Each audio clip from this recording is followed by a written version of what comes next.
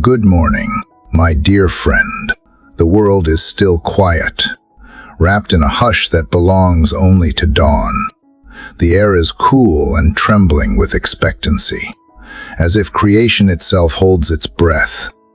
In this early hour, when the horizon blushes faintly with light, and the birds are just beginning their chorus, something sacred stirs. It is the meeting point between night and day, between exhaustion and renewal, between what was and what can yet be. You did not arrive here by accident. The whisper that woke you, the nudge that drew you to listen, is part of a divine rhythm older than the sun itself. Perhaps this morning finds you wary. Maybe you woke too early, heart pounding with thoughts you tried to silence last night. You may be facing an ache no one else can see, a loss that lingers, a fear that will not let go, a weight that no sleep seems to lift.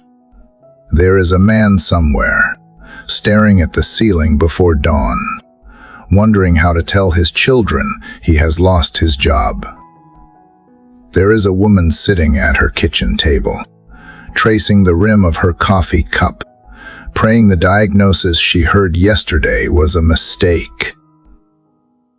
There is someone scrolling through their phone in the dark, fighting the loneliness that feels heavier than any physical pain. The world is full of quiet suffering long before it awakens to noise. And yet, in this same hour, heaven listens most closely. The silence of the morning is not emptiness, it is invitation. This, beloved friend, is where the journey begins. The dawn has always been a symbol of mercy, light returning after long darkness, hope pushing gently against despair. In Scripture, so many encounters between God and humankind happened in the early watch. The patriarchs built altars at daybreak, prophets received visions before sunrise, and even Christ himself withdrew before dawn to pray. It is as if God keeps his most tender appointments when the world still sleeps, not to demand perfection, but to offer presence, not to inspect your faith, but to breathe strength into it. When you stand before this sunrise, you stand on sacred ground. You are invited into conversation,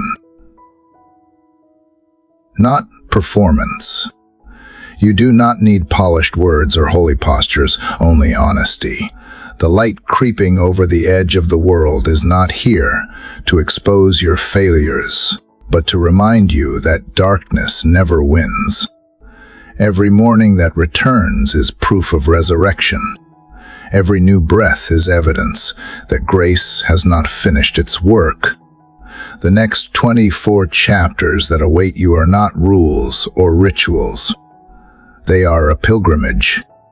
Each prayer is a step further from fear and closer to peace. You will walk through valleys of remembering, climb ridges of surrender, and stand on summits of faith. Some chapters will quiet you, others will ignite you. Together they form a conversation that stretches beyond language, a rhythm of worship and warfare, of resting and rising again. There is power in prayer, but not because of the words themselves. The power lies in the one who hears them. When you speak into the stillness, heaven bends low. When you lift your trembling voice, angels move. Prayer does not change God's heart, it changes ours until it beats in time with his. It turns anxiety into authority, chaos into clarity, wounds into witness. What begins as whisper becomes declaration. What starts in weakness ends in wonder. So, my dear friend, as the first light spills across your window, breathe deeply. Let go of yesterday's noise, The sun has risen again, and so have you. This is the hour when destinies are rewritten and hearts learn to hear again.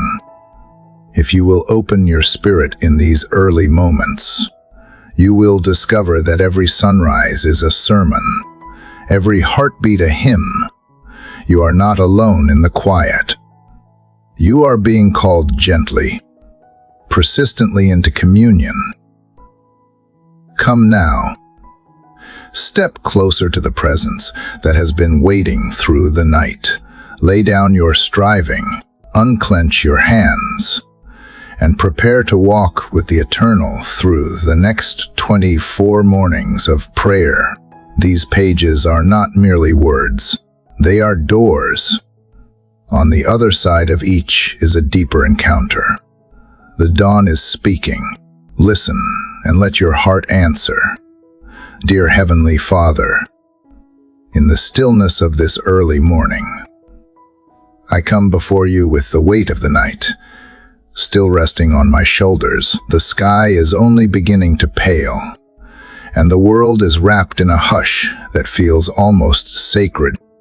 Everything is quiet enough for me to hear my own breathe and the beating of my heart. Reminders that you have given me another day, another beginning. I do not take this lightly. Life itself feels like a gift I did not earn and could never repay.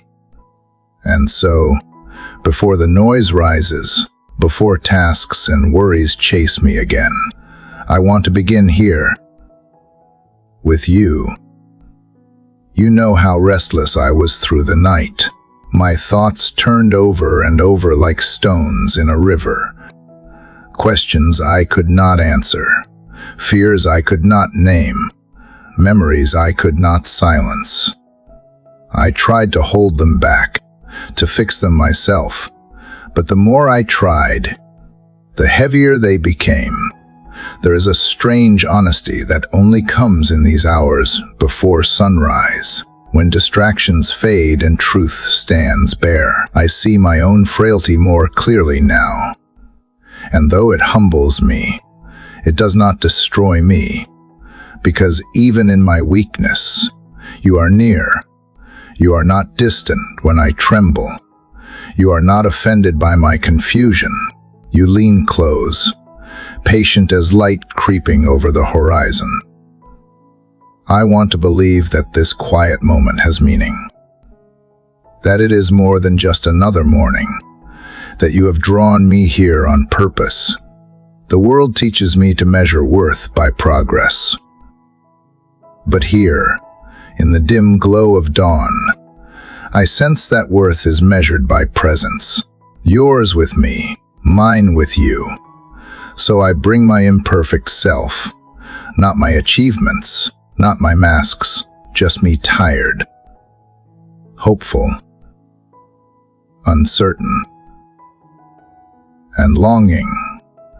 I have nothing polished to offer, only honesty, and I trust that is enough. I think of those who wake this same hour across the earth, some with joy, some with grief, some not knowing which feeling belongs to them. A mother praying for her child's safety, a man staring at the bills on his table, a nurse ending a long night shift, a student whispering for courage. None of us are alone in this early silence. It is filled with prayers rising like breath. And somehow, you hear everyone. You weave them together into something far greater than any single cry. It amazes me that heaven can hold so many voices and still make space for mine. In this sacred pause, I do not want to rush. The day will demand enough of that. For now, I just want to dwell, to feel the truth that your love is not earned by strength, but received through surrender. To believe that even when I see no clear path, you are already walking ahead of me, steady and sure. The darkness behind me no longer has the final word, and the fears that followed me into this morning begin to lose their grip.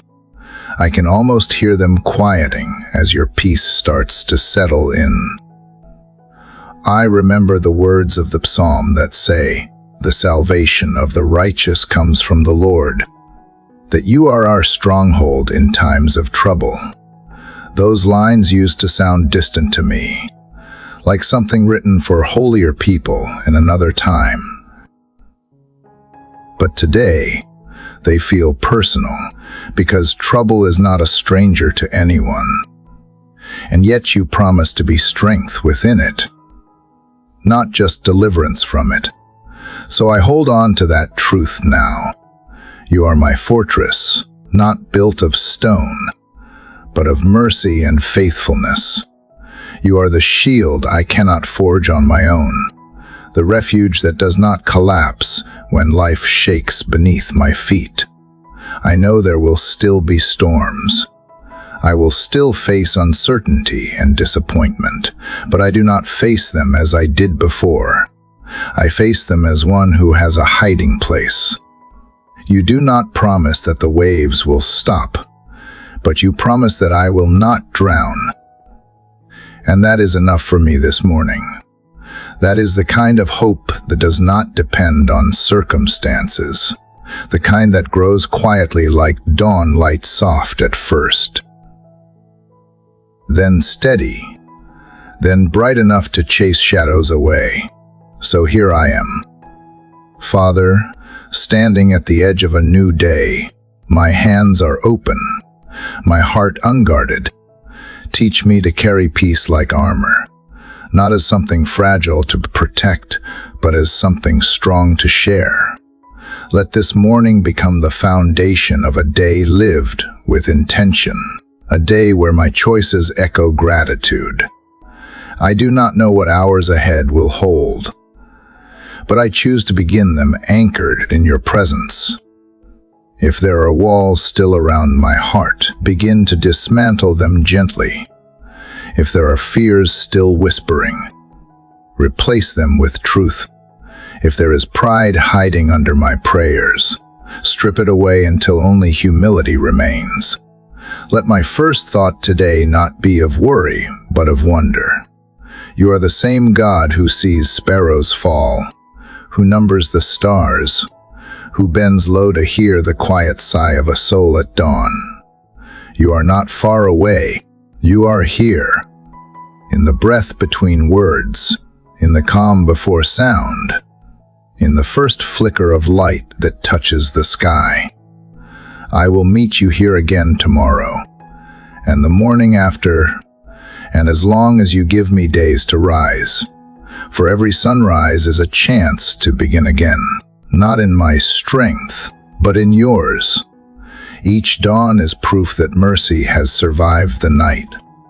And so I step forward not with certainty of outcomes, but with certainty of you. Let the sun climb higher, let the city stir awake, let the world resume its pace. My heart has found its rhythm already, and it beats in time with yours. Father, as the quiet from the first light deepens around me, I feel the lingering calm of yesterday's prayer still resting on my heart. It is as though the stillness has followed me into this moment, asking not for words but for presence. I come to you again, Father, not because I must, but because my soul cannot remain away. Something within me has begun to turn slowly, gently away from the noise that once defined me and toward the warmth that I am beginning to recognize as your gaze. This morning, the air feels softer, as if it carries mercy in its breath. I can hear the subtle rhythm of life outside, the birds finding their songs, the leaves moving with the early wind, the sky opening its eyes to color. None of it rushes, and perhaps that is the lesson. Nothing sacred is hurried. In this new light, I am learning to lift my face, to look not at my failures or fears, but at you. Used to bow beneath the weight of yesterday. But now, slowly, I learn to raise my eyes again. You are not the shadow that condemns. You are the dawn that welcomes. I confess, Father, that I have often spent more time staring at what went wrong than gazing at what is right. I have measured my worth through the eyes of others and through the lens of mistakes. But this morning, I choose a different posture. I turn my face toward you, the source of every gentle beginning. I do not come to explain myself or to justify the past. I come simply to look, to be seen, to be found. And as I do, something within me loosens. The corners of my soul unfold like petals touched by morning dew. I am reminded that you did not create me for constant striving, but for communion. For the quiet exchange between creator and creation, where love is not earned but received. The world outside my window is awakening, and so am I. I can feel the difference between waking up and truly being awake. One is physical, but the other is spiritual. To be awake is to notice the nearness of grace, to sense that every breath, every sunrise, every small mercy is an echo of your presence. And in that awareness, I am changed. The worries that felt like walls begin to feel like mist. The fears that once loomed large lose their outline when held up against your light. This is what it means to turn my face, to stop giving my attention to darkness and to start gazing into the light of who you are. You are the steady one. Father, you do not turn away when I falter. You do not recoil when I come empty-handed. You remain patient and kind, waiting for the moment when I finally lift my eyes and see you there. And when I do, I realize that you were never absent. I was simply facing the wrong direction, even in silence. You have been speaking, even in distance. You have been near. It humbles me to know that your constancy does not depend on my faithfulness, but on your character. I ask you now to steady my gaze. Teach me to look toward you before I look toward the world. Let the first glance of my morning be heavenward, not toward screens or schedules or headlines. Let my eyes learn the discipline of wonder again. When I see the light touch the rooftops, let it remind me that you touch my life with the same tenderness. When I watch the day unfold, let it remind me that time itself is a canvas for grace. I want to live today not as one reacting to chaos, but as one aligned with calm. I can feel how easily I drift back into worry. The mind clings to what it can measure, and faith asks for what it cannot see. So I pray for the courage to trust what I cannot yet prove, to believe that you are working even when the evidence is quiet, to rest in the conviction that the unseen is not the unreal. There is power in choosing to turn, in deciding that my first thought each morning will belong to you. I believe that this small turning of the heart, this act of reorientation, changes everything that follows. Father, let my thoughts today move in rhythm with your peace. Let my words carry gentleness instead of judgment. Let my decisions flow not from pressure, but from wisdom. I know I will stumble, but I also know that you walk beside me, not as a critic, but as a companion. The thought of your nearness steadies me. I can almost sense it in the quiet hum of the world, beginning again the whisper that I am seen, that I am loved, that I am not alone. I lift my face to the light and feel warmth settle, where there once was heaviness. I remember now that prayer is not a task, but a relationship, not a ritual, but a conversation. It is the daily turning of the heart toward the one who never turns away. And so I turn again this morning. I leave behind the shadows of yesterday's thoughts and step into the calm glow of your presence. My face is toward you now, and in that turning, I find peace. The day stretches before me like an open field, and though I cannot see its end, I walk forward knowing that each step will be guided by your unseen hand. The light grows brighter, and with it, my trust. I will keep turning my face toward you until I learn that this is where true life begins. Father, you have taught my heart to turn toward you. And now, as another morning unfolds, I find myself resting in that direction. The world is awake, yet there is still a hush within me that lingers from our quiet moments before the light grew strong. I sense that you are building something in me, something solid and unseen. A foundation that does not tremble when life does. It feels like peace, but deeper than calm. It feels like being held.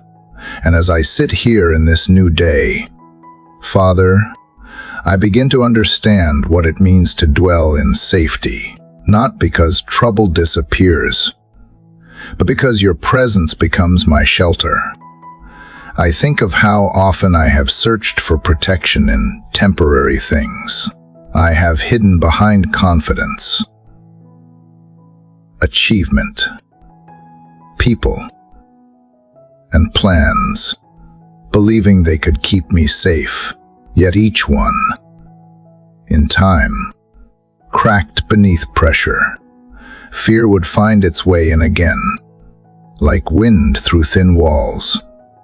But you, Father, are not made of fragile things. You are the refuge that cannot be breached. When I whisper your name, something unshakable answers. When I remember who you are, the ground beneath my spirit steadies. It is not the kind of safety that locks the world out, but the kind that gives courage to walk through it unafraid. Your word says that those who dwell in the secret place of the Most High shall abide under the shadow of the Almighty. I repeat those words slowly, letting them sink deeper than the surface of my thoughts. To dwell it means to remain, to live, to belong. Not a fleeting visit, not a desperate cry in crisis, but a settled way of being. That is what I long for, Father, not to come and go from your presence, but to stay within it as naturally as breathing, to live as one who knows where home truly is. I imagine your presence as a fortress, strong and wide, its walls not cold or distant, but alive with warmth. Every stone seems to hum with faithfulness.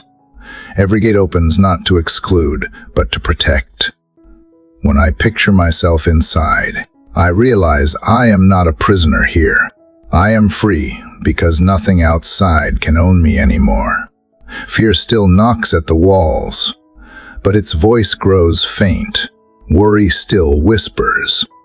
But I have learned not to answer the door. The more I abide, the less I am shaken. You are teaching me that protection is not escape, it is endurance. Born from intimacy with you.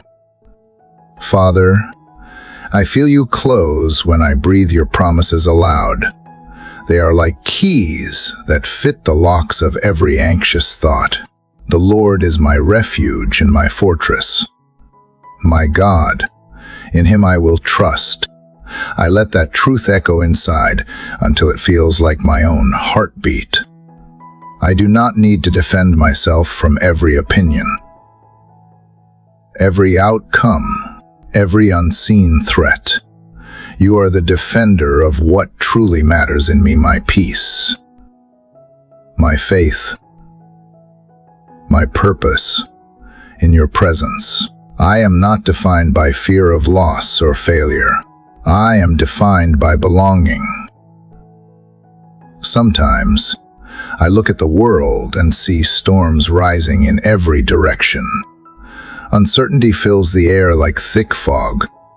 People grasp for control, but the harder they reach, the emptier their hands become. I have lived in that fog too.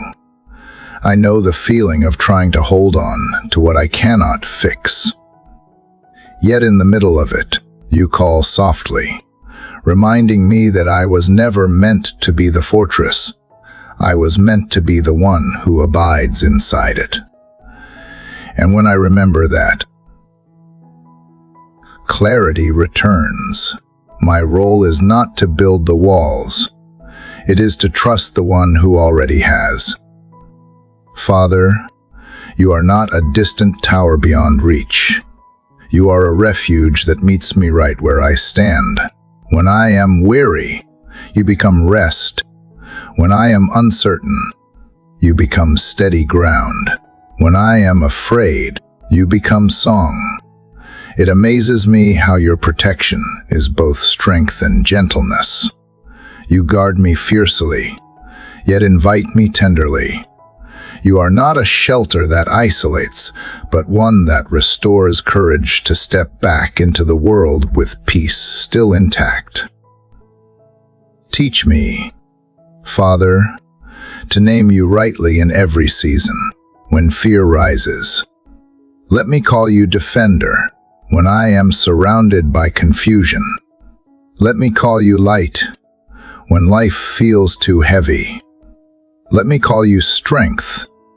To name you is to remember who you have always been, to declare that no power, no chaos, no disappointment can unmake what you have spoken over me.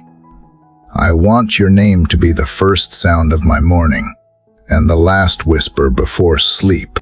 Let it anchor me in both calm and storm. Even as I sit here, I sense the quiet forming of gratitude. Not loud, but steady. Gratitude that I do not face today alone, that I do not have to build my safety out of fragile things. You have already gone before me into this day, preparing places of peace even in moments I cannot yet see. So I rest in that truth. I lift my thoughts above anxiety and place them where you dwell. I feel the stillness rise like a wall around my heart, not to keep love out, but to keep faith in. You are my fortress, Father, not one built of fear or defense, but of trust. And within these walls, I find more than safety. I find purpose. I find rest. I find that my heart can open again because it knows it is protected. The world outside will keep spinning, unpredictable and loud.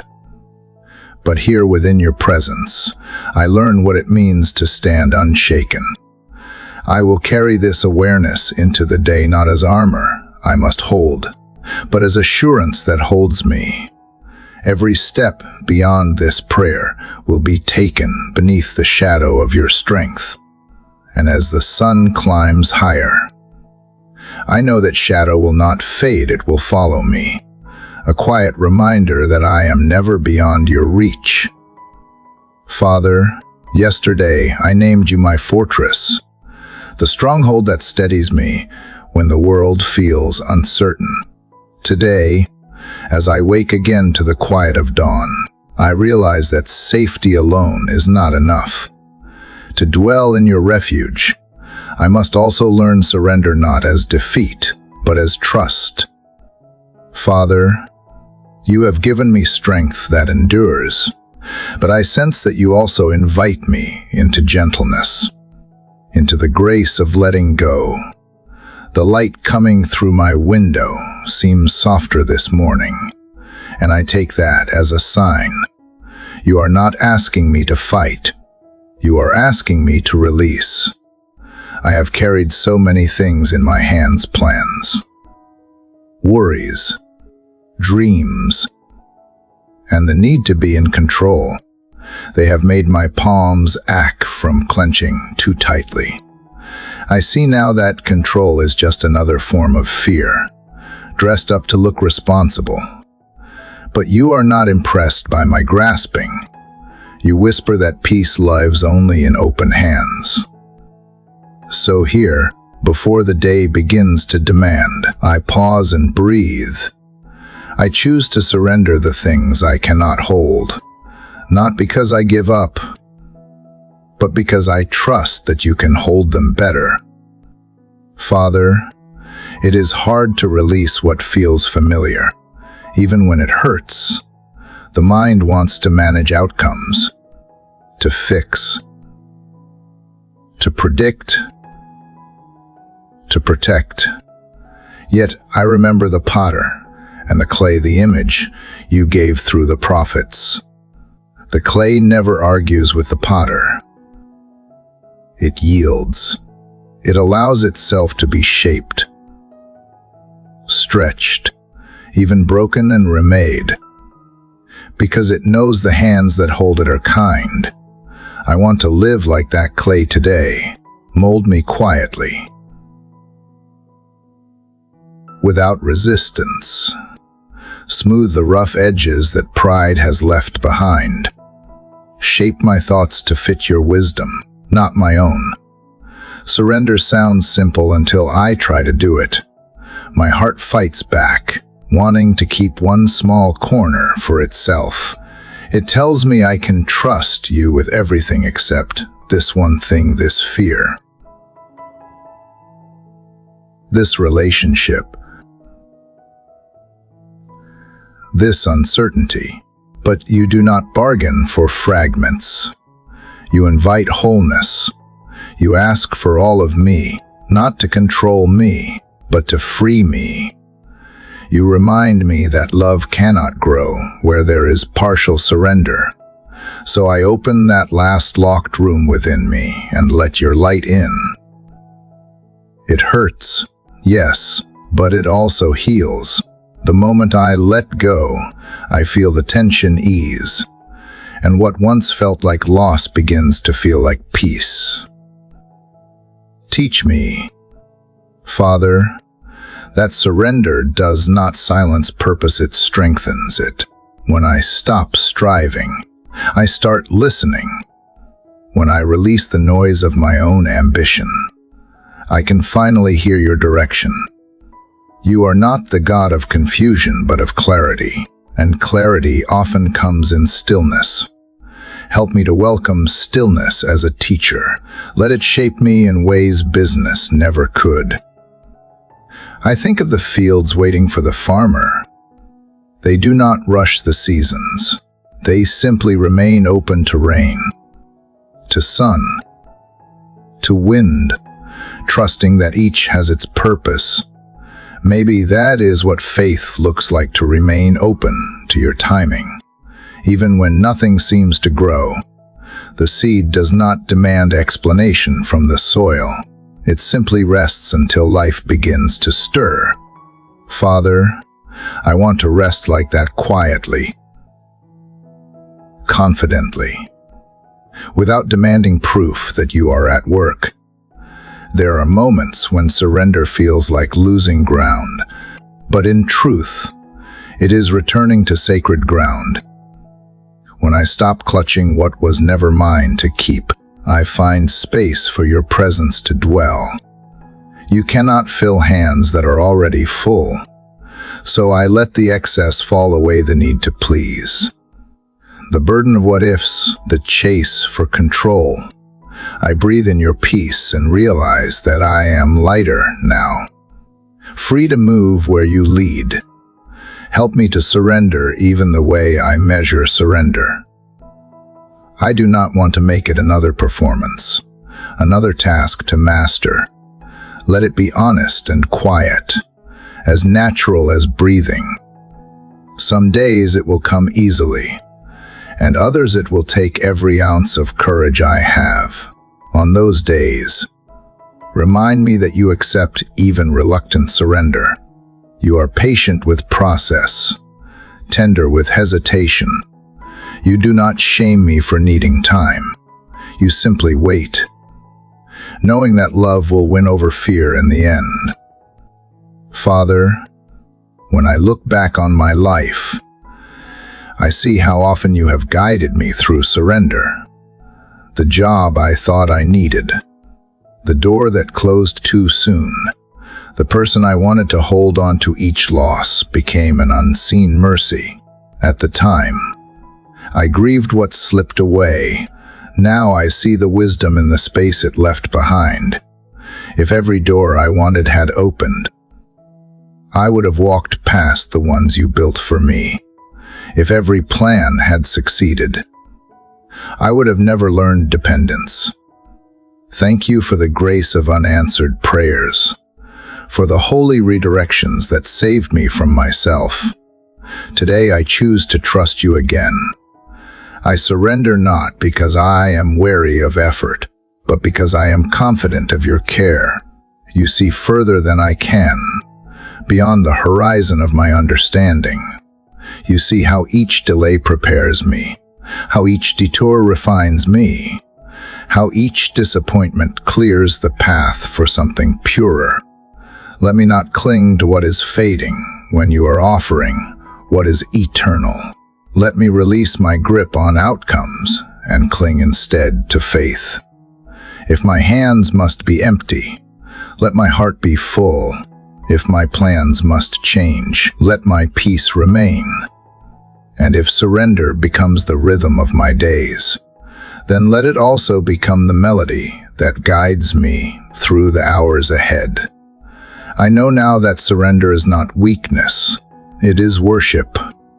It is the quiet acknowledgement that you are God and I am not, that your ways are higher, your timing wiser, and your love deeper than anything I could design. So, Father, as the morning unfolds, I rest in this truth. I do not need to understand to trust. I do not need to see to believe. The light that fills this room is enough to remind me that the same hand that painted the sky holds my life together. And as I sit here, breathing in this calm, I realize that surrender is not an ending, it is the beginning of everything holy. As the morning stretches open once more, I come before you with a heart still tender from surrender. The quiet that follows letting go feels different now, lighter, but also deeper. Yesterday I learned to release what I could not control. And now, standing in that release, I begin to notice the things that still cling quietly within me. Father, there are corners of my mind that remain clouded, places where memories and regrets still echo. They do not shout anymore, but they whisper, and sometimes those whispers steal my peace. So today I come asking not for strength, but for cleansing. Wash my thoughts, renew my conscience, and bring clarity where confusion once lived. I have learned that the weight of guilt is not always loud. Sometimes it hides beneath good intentions, disguised as responsibility or care. I carry burdens that were never mine to keep, replaying moments I cannot change, words I wish I had not spoken, opportunities I let slip. They return like shadows at dawn, long and reaching, but your mercy, Father, rises faster than the light. I believe you do not want me trapped in cycles of regret. You call me to walk forward, not to keep looking behind.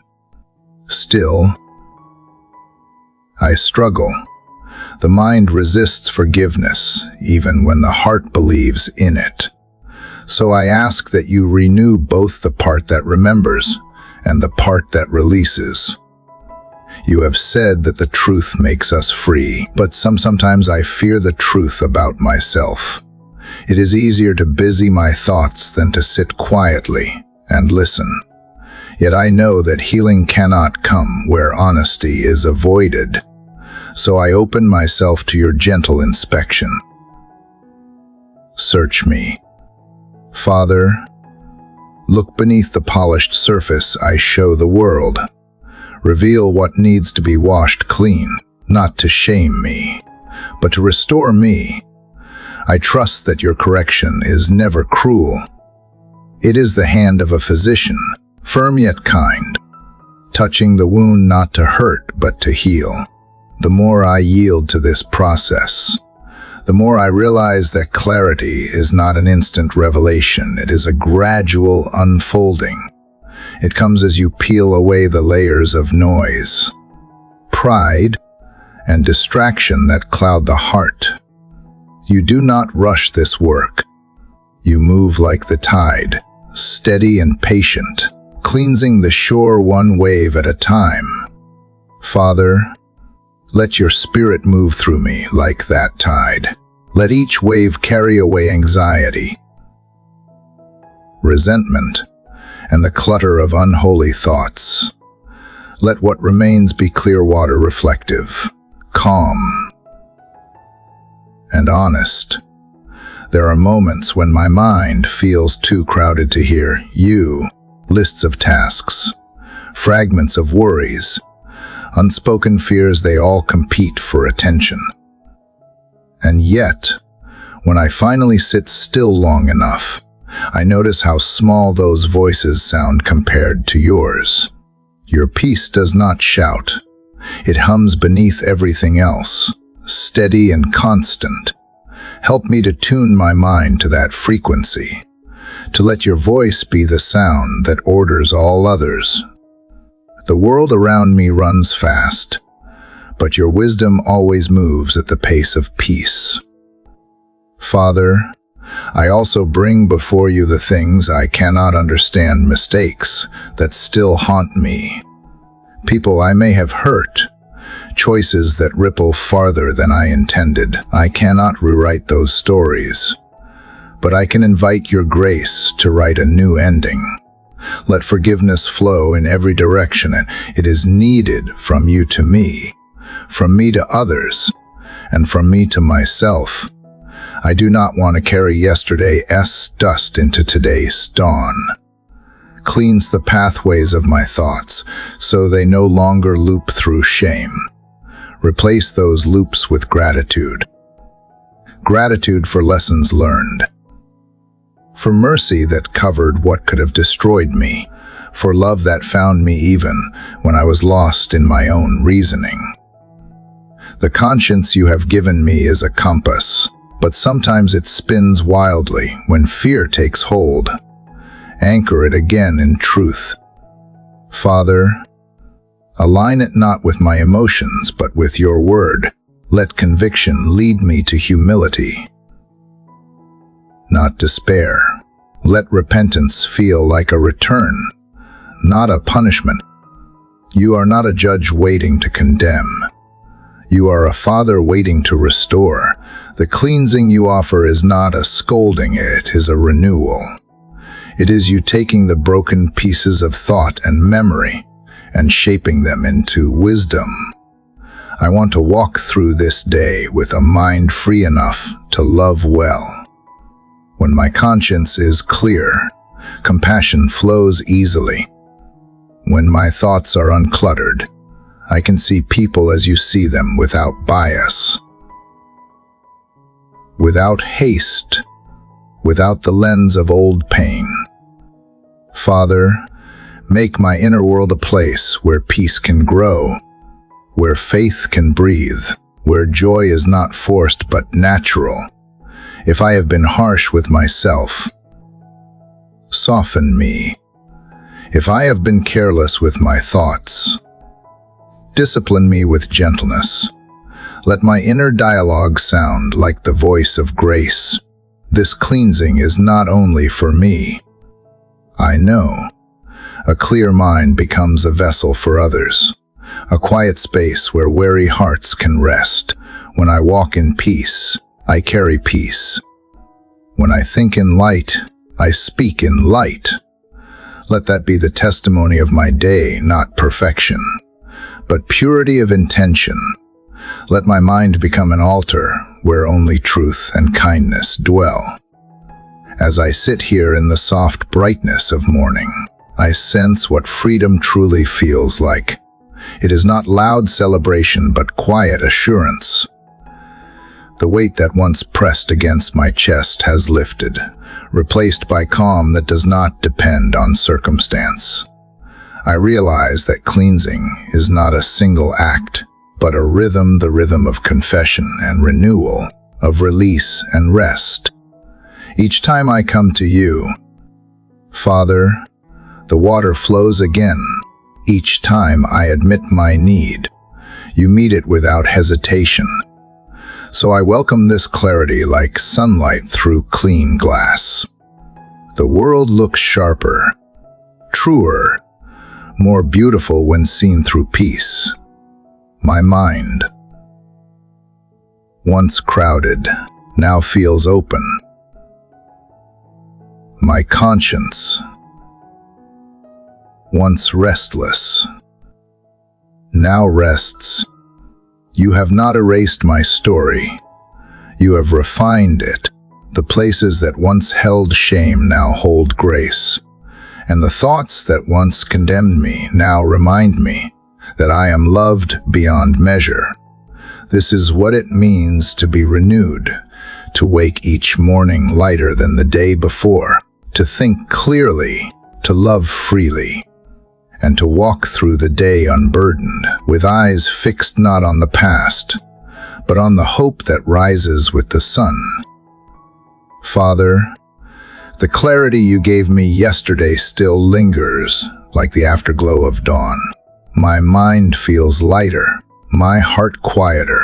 The spaces once filled with noise are now open, and in that openness, I sense something sacred, peace that is not fragile but firm.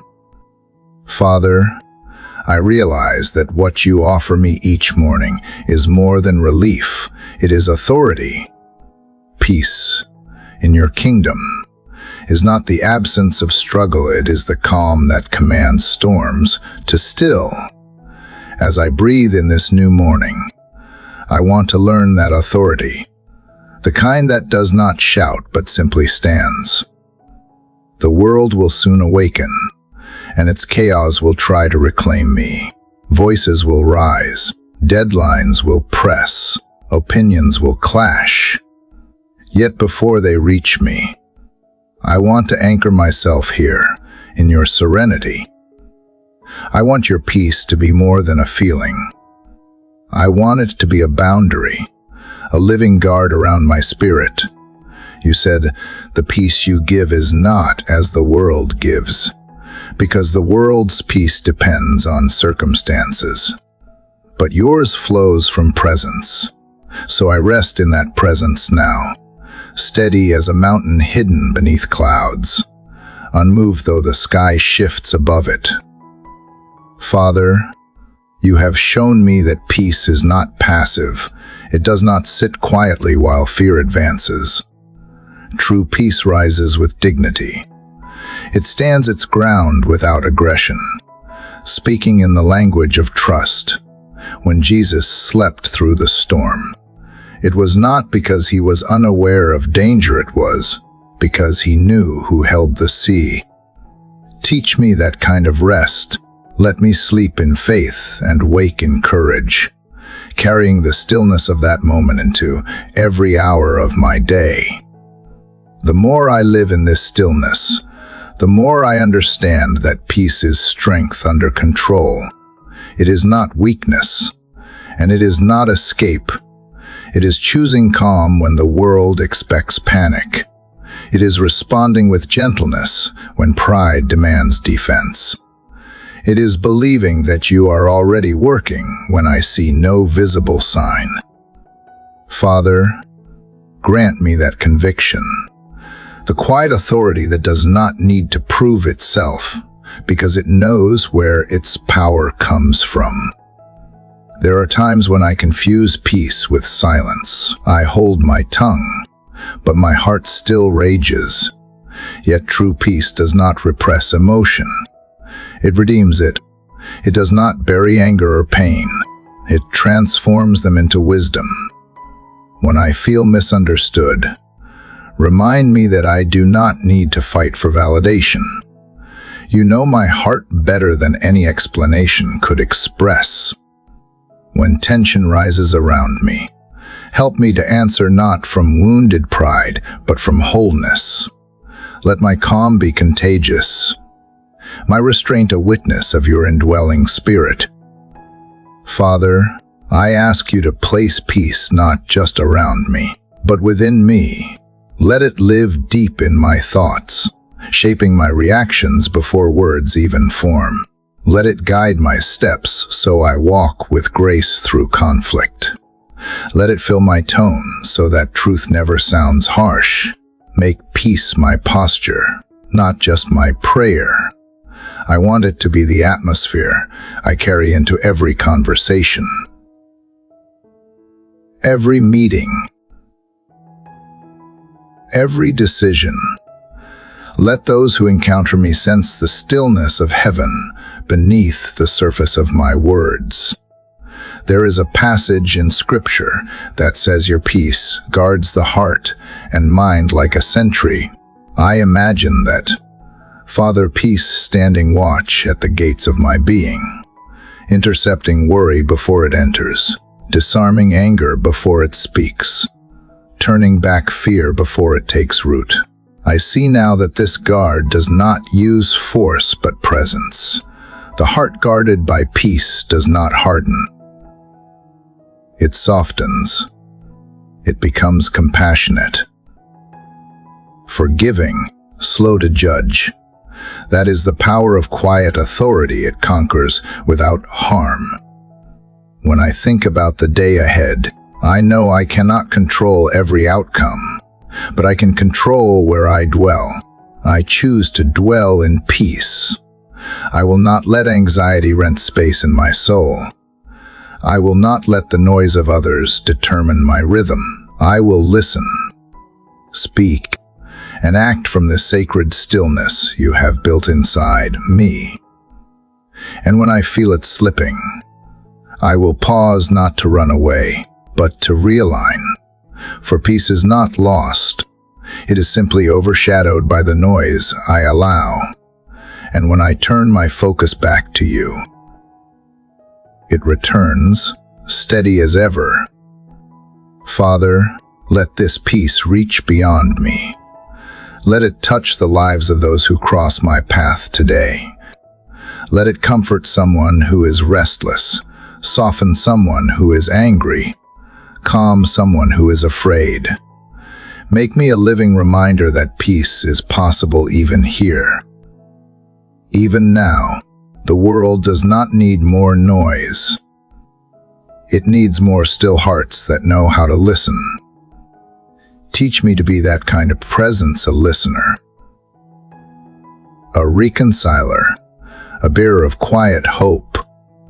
I know there will be moments that test me, situations where silence feels like surrender, where kindness feels like weakness, where patience feels like loss.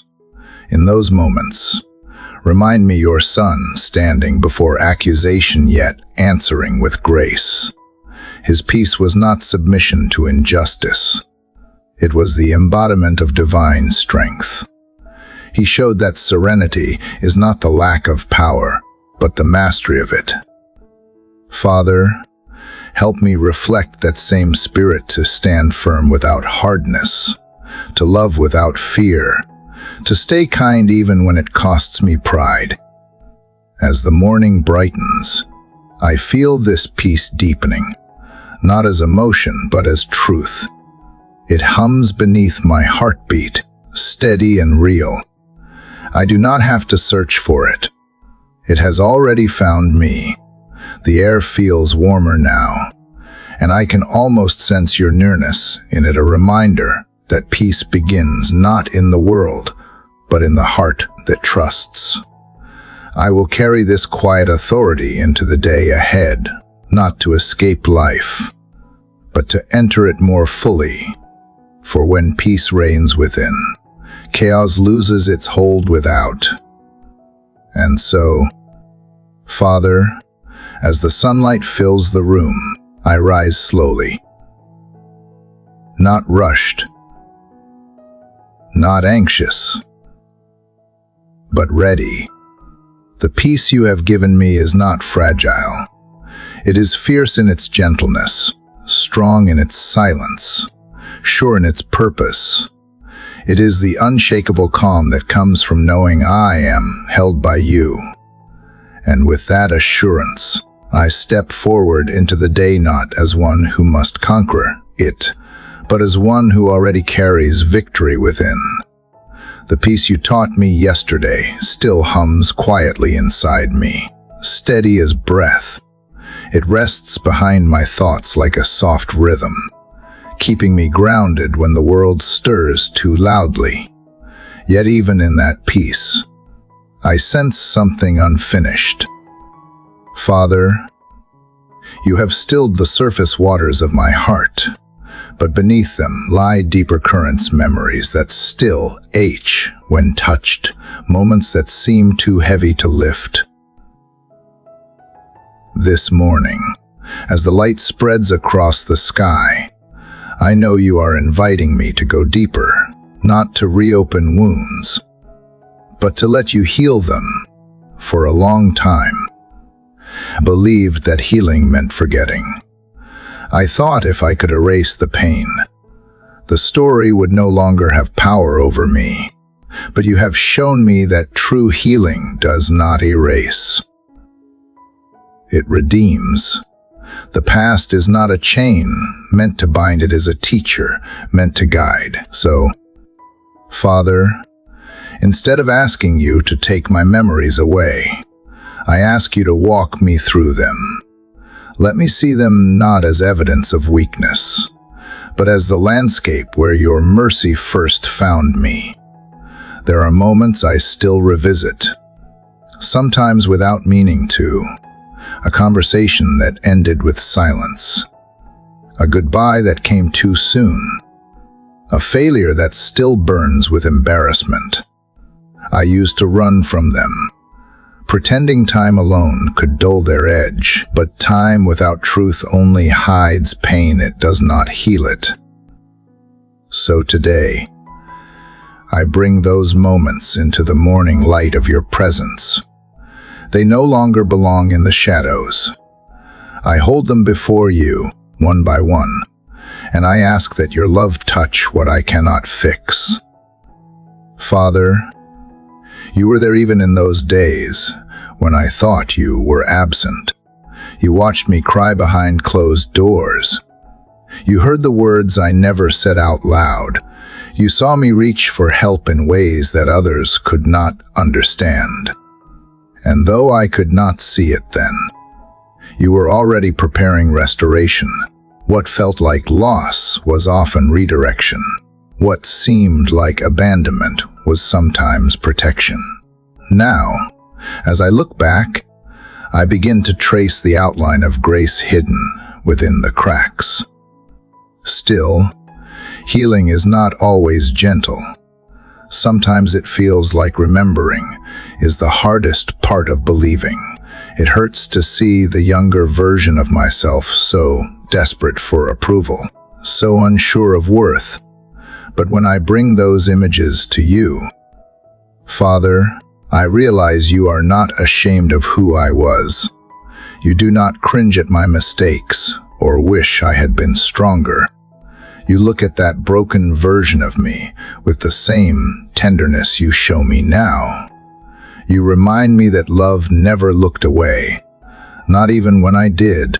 Teach me to speak kindly to my past self. Father, the one who did not yet understand grace, who carried burdens she did not deserve, who tried to earn affection by doing everything right. Help me to tell her she is safe now, that she can rest. Let forgiveness become the bridge between who I was and who I am becoming. I do not need to deny the pain to honor the healing. I can hold both truth and peace in the same heart. Because you have taught me that they can coexist, some memories still arrive with tears, but the tears have changed. They are no longer heavy with regret. They are gentle, like rain washing away dust. They remind me that I survived, that I learned, that I am still learning. You have turned what once was sorrow into testimony. The very moments that once silenced me now carry the sound of redemption. My scars no longer speak of defeat. They tell the story of endurance. Father, help me to remember without reliving. Let the past be a reference, not a residence. When old fears try to replay their narratives, teach me to pause and breathe, to say, that chapter has been written, and grace has already signed it. I want to walk forward without dragging behind the weight of old shame. I want my memory to be a map, not a prison, a guide that points me back to you each time I lose my way. You know the small details that still make my heart ache, the tone of a voice, the scent of a place, the song that brings back tears I thought were gone. When those memories rise, let your presence rise higher. Let every reminder of pain become an invitation to praise. Let every flash of sorrow draw my eyes to gratitude. For every wound you have healed, let me give thanks. For every scar that remains, let me see it as proof that I was never abandoned. There is power in remembering rightly. The enemy twists memory to accuse, but you redeem it to affirm. The past no longer has authority over me when I see you standing in it. You rewrite the meaning without changing the facts. The betrayal still happened, but now I see how it taught me discernment. The loss still stings, but now I see how it created space for deeper faith. The failure still humbles me, but now I see how it made me more compassionate. You did not erase the story. You transformed it into a song of deliverance. Father, as I carry this healed memory into the day ahead, let it make me gentler with others. Let me remember that everyone I meet is carrying their own unhealed story. Some are still bleeding where I now have scars. Let me listen without judgment, love without expectation, and offer comfort born from understanding. The grace you gave me was never meant to stop with me. It was meant to flow through me. This morning, I feel a quiet gratitude rising like sunlight. I am no longer afraid to remember. The places that once made me flinch now feel like holy ground. Because you met me there. You took the fragments and wove them into purpose. And even now, you continue that work, turning pain into wisdom, turning history into hope. My story is not perfect, but it is yours, and that makes it whole. So, Father, as I step into this new day, I carry the peace of knowing that nothing in my past is wasted. Every tear,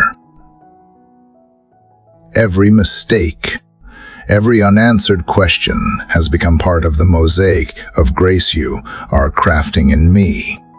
I walk forward lighter, not because I have forgotten, but because I finally remember with love. The past no longer pulls me backward. It gently pushes me toward the life you are still writing, one page, one sunrise, one healing at a time. Father, The memory of your healing still feels fresh within me. Yesterday, I learned that my story, with all its pain and imperfection, no longer defines me, it refines me. Yet as peace begins to settle in deeper layers of my soul, I sense you uncovering something more subtle, something hidden beneath understanding. Father, I realize that freedom is not only about being released from visible chains. It is also about breaking the silent agreements my heart made in moments of fear. These unseen loyalties, vows, attachments, and habits born out of pain still whisper quietly, trying to shape my steps. This morning, I bring them to you, asking for freedom that reaches deeper than I have ever dared to go. Sometimes, without knowing, I stay loyal to the things that once hurt me. I carry the voices of old expectations, the need to prove, the fear of disappointing others. I cling to roles that no longer fit, to stories that no longer serve. Father, I have built altars in my mind to the opinions of people, to the memories of rejection, to the lie that I must earn love. And though I know these idols do not hold truth, they have become familiar, and the familiar can feel safer than the free. But you did not call me to comfort. You called me to wholeness. You did not rescue me so that I would remain near the ruins. You called me out into open air, where the wind of your spirit moves unrestrained. Father, help me recognize the vows I made without realizing their cost. The ones that sounded wise when I was wounded, but how become chains. The quiet promises whispered in the dark, I will never trust again. I will never need anyone. I will always keep control. They were born of pain, not truth. I see now how they shaped my reactions, how they built walls around the parts of me meant for connection. Break those vows, Father, not harshly, but with mercy. Replace every lie I believed with the steady sound of your truth. Where I once said never, let me now say I trust you. You have said that where the Spirit of the Lord is, there is liberty. Yet I have learned that freedom is not only an event, is a process. It unfolds as I surrender layer by layer, learning to recognize how easily fear disguises itself as strength. Sometimes I mistake control for wisdom, withdrawal for peace, silence for discernment. But you see through every disguise. You see the deeper root of fear hiding under the surface of self-protection. Teach me, Father, to live uncovered before you, without the masks that survival taught me to wear. There are attachments I must release, some to people, some to ideas, some to versions of myself I outgrew long ago. Letting go does not mean I stop caring. It means I stop clinging. It means I return what was never meant to be mine to carry. You alone can hold the hearts of those I love. You alone can guide the paths that once tangled with mine. Help me to bless what I release. Let me part with gratitude, not bitterness, knowing that what leaves my hands does not leave your care. Father, you know the weight of invisible chains, the ones tied to guilt, comparison, and approval.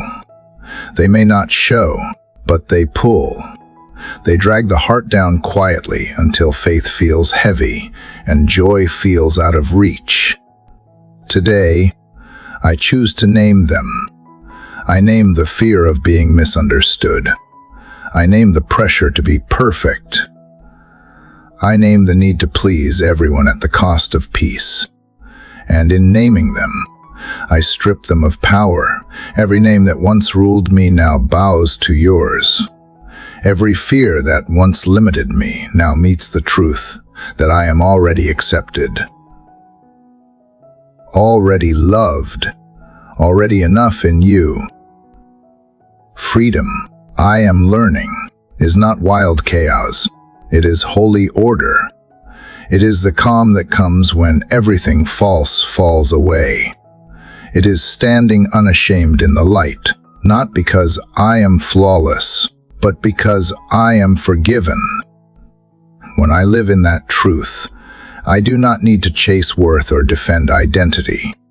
My value is not something I build, it is something I receive. You gave it long before I could prove it, and no opinion, no rejection, no failure can undo what you have declared. Father, let this freedom reshape how I walk through the world. When I speak, let my words be unbound by fear of judgment. When I love, let my heart be open, not guarded. When I give, let generosity flow without calculation. When I rest, let it be without guilt. I no longer want to live as one who is surviving. I want to live as one who is free. I also ask for grace to forgive the loyalties I kept too long. Some were born out of love, a promise to protect, a desire to belong. I forgive myself for not knowing better, for mistaking self-sacrifice for holiness when it was only exhaustion. You never ask me to carry every burden or fix every broken thing. Teach me to serve with boundaries, to love without losing myself, to stand firm in peace even when the world expects performance. There is a deep relief that comes when I let go. It feels like exhaling after holding my breath for years. The air tastes different, lighter, purer, filled with quiet joy. I realize that freedom does not come from doing more, but from finally resting in truth. It is not a rebellion against what is good. It is a release from what is false. It is choosing alignment with you over allegiance to fear. It is remembering that my life belongs to a greater story than my own. So, Father, as morning unfolds and light expands across the horizon, I stand here unbound. I can feel the invisible cords snapping one by one. Not through my effort, but through your grace. I can feel peace moving where tension used to live, faith rising where doubt once built walls. You are rewriting my inner agreements, teaching my soul to say yes only to truth. I no longer need to be loyal to fear, shame, or the illusion of control. My loyalty belongs to love, to freedom, to you. And now, as I step into the day, I carry that freedom with reverence. I walk lighter, speak gentler, stand taller, not because I have become greater, but because I have become unbound. Every breath feels like a declaration of liberty, every heartbeat a hymn of trust. What once held me now teaches me, and what once silenced me now sends me forward with purpose. This is what your freedom feels like, Father, not loud, not boastful, but steady and unshakable, like wind moving through open fields, whispering one simple truth again and again. I am yours, and in you I am free. Father, the freedom you gave me yesterday still feels new, like a breeze moving through an open window that had been sealed for too long. I can sense the difference in the air inside my soul, lighter, cleaner, alive. Yet even as I step into this new openness, I feel you guiding me towards something even deeper, something more tender. Father, you are teaching me that freedom cannot last without forgiveness. The heart that holds grudges may walk unchained, but still drags invisible weights. And so, this morning, I bring before you the quiet places of resentment I have avoided, the unhealed wounds that still whisper of what was lost or broken. I do not come to defend them. I come to release them. There are faces that rise in my memory when I speak of forgiveness, some near, some far, some I may never meet again. Their names still stir something in me, a mix of pain and nostalgia, anger and longing. I realize how easily the past hides in the corners of love, pretending to be justice when it is only pride. Father, I confess that part of me has wanted to hold on, to believe that forgiveness means excusing the wrong or erasing accountability. But you remind me that forgiveness is not a denial of truth. It is a declaration of freedom. It does not rewrite the story, it rewrites my heart. When I look honestly, I see how unforgiveness drains joy. It builds walls where you call for bridges. It distorts my vision until I can no longer see others as human, only as the pain they caused. And yet, the longer I hold that pain, the more it becomes part of me. I become what I resent: defensive, distant, hard. But you did not create me to live like that. You created me to reflect your compassion. Even in the face of injustice, you teach me that mercy is not weakness, but wisdom, the wisdom that protects the heart from corrosion. So, Father, I begin here, one name at a time, one wound at a time. I bring to you the memories that still sting, the conversations that ended without peace, the betrayals that left marks deeper than words could describe. I do not pretend they did not hurt. I simply choose not to let them own me anymore. I forgive not because they asked, not because they changed, but because you have forgiven me far more. Your grace did not wait for my perfection. It met me in my rebellion. How then can I withhold from another what I live on every day? Forgiveness is not a single act. It is a rhythm, a continual releasing. Some days it feels easy, like exhaling. Other days it feels like tearing out roots that have grown too deep. On those days, Father, give me the strength to choose again. Remind me that forgiveness is not a feeling. It is a decision that faith sustains until the feelings catch up. Help me to see the person, not just the offense. Help me to look at them through your eyes, the same eyes that saw my worth even when I was lost. There are also moments when I need to forgive myself. The harsh words I have spoken, the times I stayed silent when I should have acted, the ways I let fear shape my choices. Self-condemnation often wears the disguise of humility, but it only builds prisons of guilt. You never asked me to carry shame as proof of repentance. You asked me to return, to learn, to grow.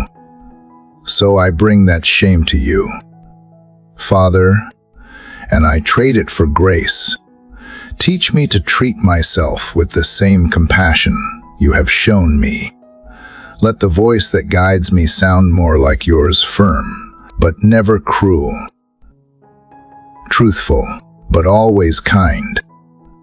Father, I have learned that forgiveness protects not only from bitterness, but from becoming the very thing I despise.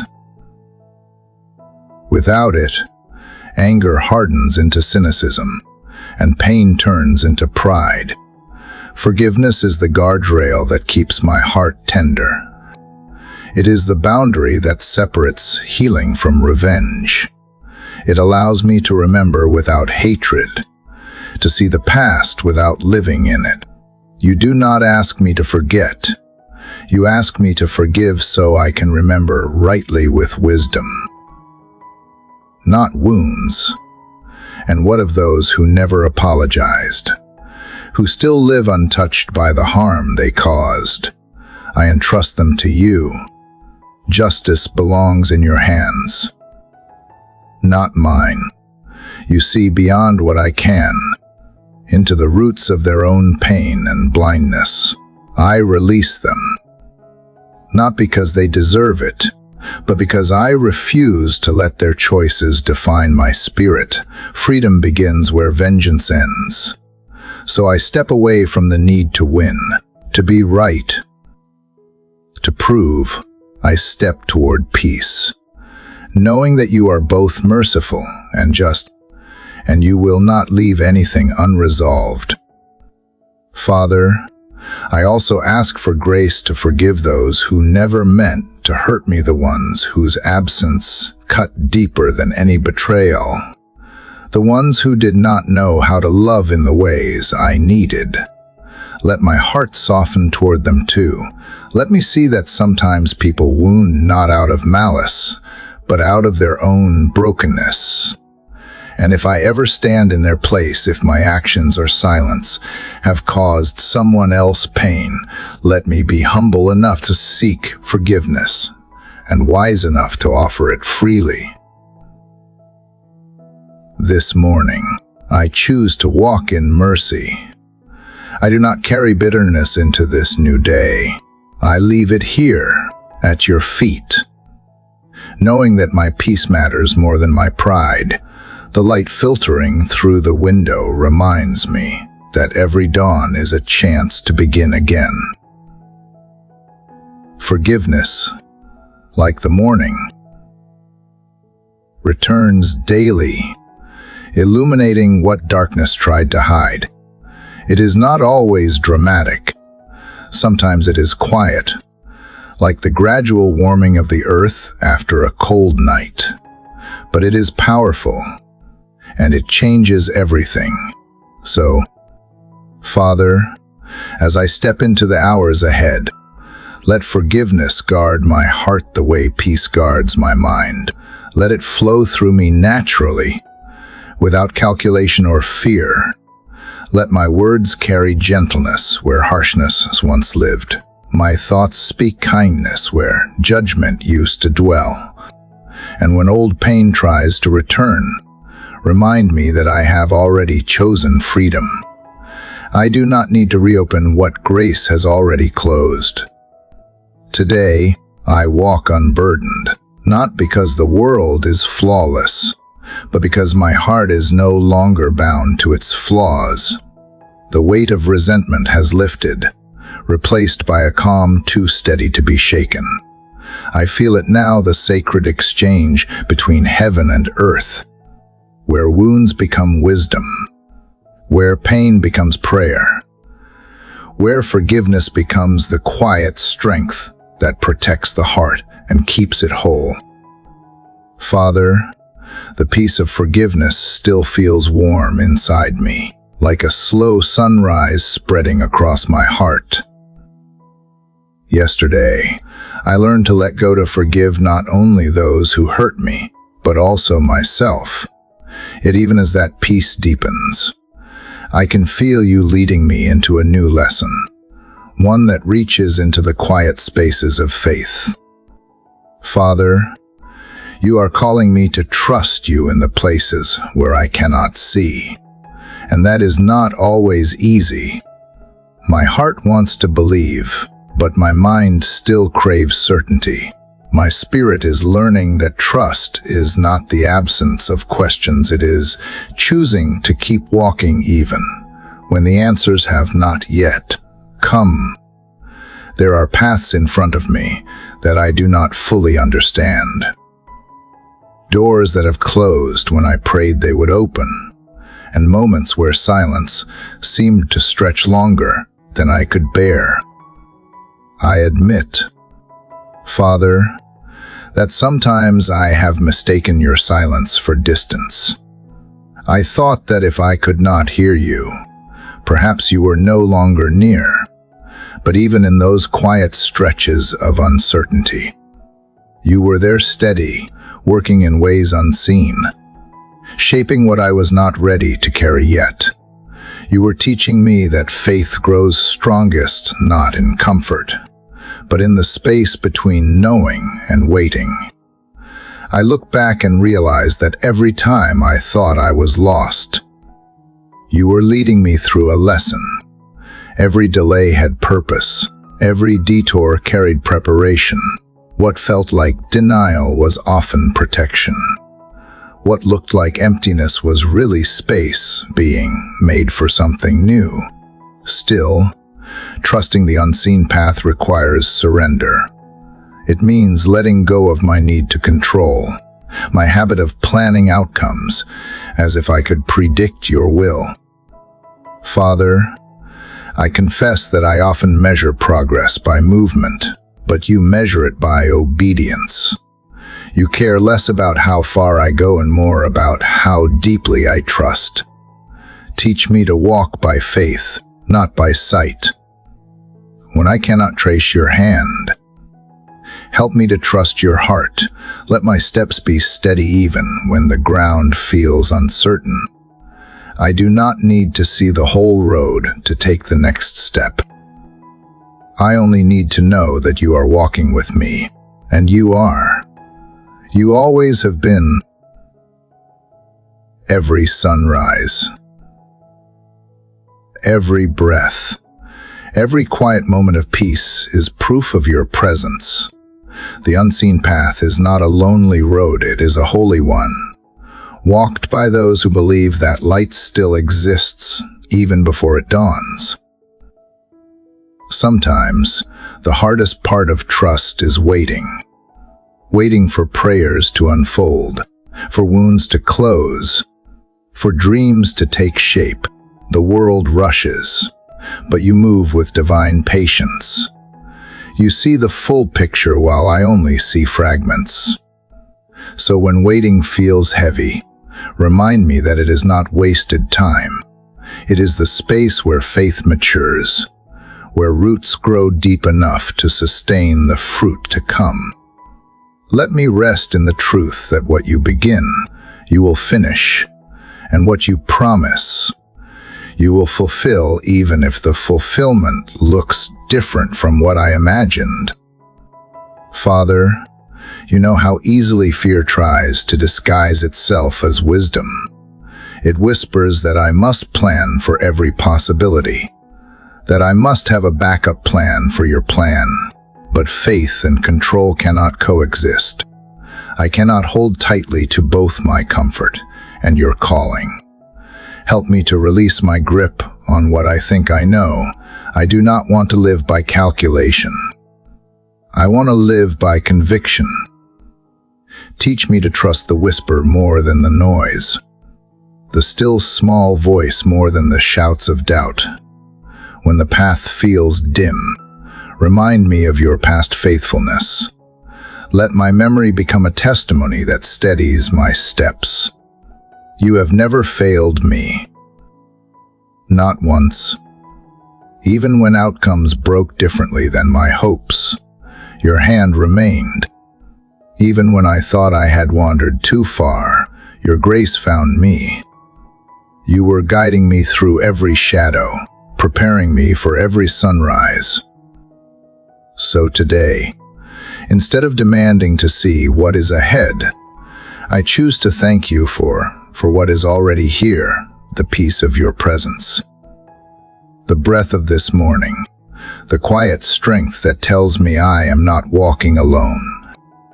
There is a beauty in not knowing everything. It leaves space for wonder, for dependence, For awe, it draws me closer to you, because I must listen more carefully, lean more intentionally, love more deeply. I am learning that trust is not built in clarity, but in communion. It is not about knowing the destination, it is about knowing the one who leads. And you, Father, are faithful beyond reason. You have written my story with care. You have numbered my days with purpose. Even when I cannot see the ink, I know the author. Still, there are moments when fear returns softly, subtly asking, what if things do not work out? What if the dream never comes to pass? What if I am not enough? In those moments, Father, help me to answer fear with truth. You are enough. You are my portion, my guide, my stability. Even if the plan changes, the purpose remains. Even if the path curves, the promise stands. I do not have to know how it will happen. I only have to believe that you will not leave me halfway. Father, give me eyes to see beyond the visible. Let my faith become a lens that filters doubt into trust. Let my heart learn to rest in the rhythm of your timing, even when it is slower than mine. Teach me to celebrate small progress, to find joy not just in the destination, but in the journey itself. For each step, no matter how uncertain, brings me closer to you, and that is the true goal of faith, not success, but intimacy, not speed, but surrender. This morning, as the light breaks through the window, I feel a quiet courage rise within me. I may not know what today will bring, but I know who holds it. That is enough. My plans may shift, but your promise remains firm. My understanding may fail, but your wisdom does not. So I will walk this unseen path with open hands, trusting not in the certainty of the road, but in the constancy of your heart. And as I do, I will find that faith is not about seeing the future, it is about recognizing that every step, even the uncertain ones, are carried by grace. The lesson of trust still echoes softly in me. Yesterday, you showed me that faith is not built in clarity, but in surrender. That walking with you means moving forward even when the horizon is hidden. Yet as I rise again to greet this morning, I sense you whispering something new into my spirit, a gentle challenge that stirs both awe and hesitation. Father, you are calling me to begin again, to start where life once paused, to dream after disappointment, to rebuild after the storm. This is not the easy kind of beginning that follows success, but the brave one that grows from ashes. I confess that the idea of starting over has often frightened me. The world celebrates new beginnings, but rarely speaks of the fear that accompanies them, the trembling before the first step, the uncertainty of whether strength will be enough, the quiet doubt that wonders if the heart can handle hope again. Father, you know those fears 'cause you have watched me carry them. You have seen the moments I hesitated at the threshold of new seasons, unsure if I had the courage to walk through. But you also know something deeper. That courage is not the absence of fear. It is faith that breathes through it. You remind me that each dawn itself is a symbol of beginning again. No matter how heavy the night, the sun always returns, not hurried, not loud, but faithful. And that is what you ask of me, not to rush into change, but to rise with quiet determination. To let go of yesterday's fatigue and believe that this day, like every day before it, carries purpose. The same hands that held me in loss will guide me in renewal. The same love that comforted me in grief now calls me into growth. Father, I am learning that beginnings are sacred because they require trust. To begin again means I must loosen my grip on what was, even the good things, to make space for what will be. It means stepping forward with a heart that still remembers pain, yet chooses possibility anyway. It means allowing hope to re-enter, not as naive optimism, but as holy resilience, the quiet, knowing that even if I fall, you will meet me there. There are pieces of my life that I once considered finished, chapters I thought would never reopen.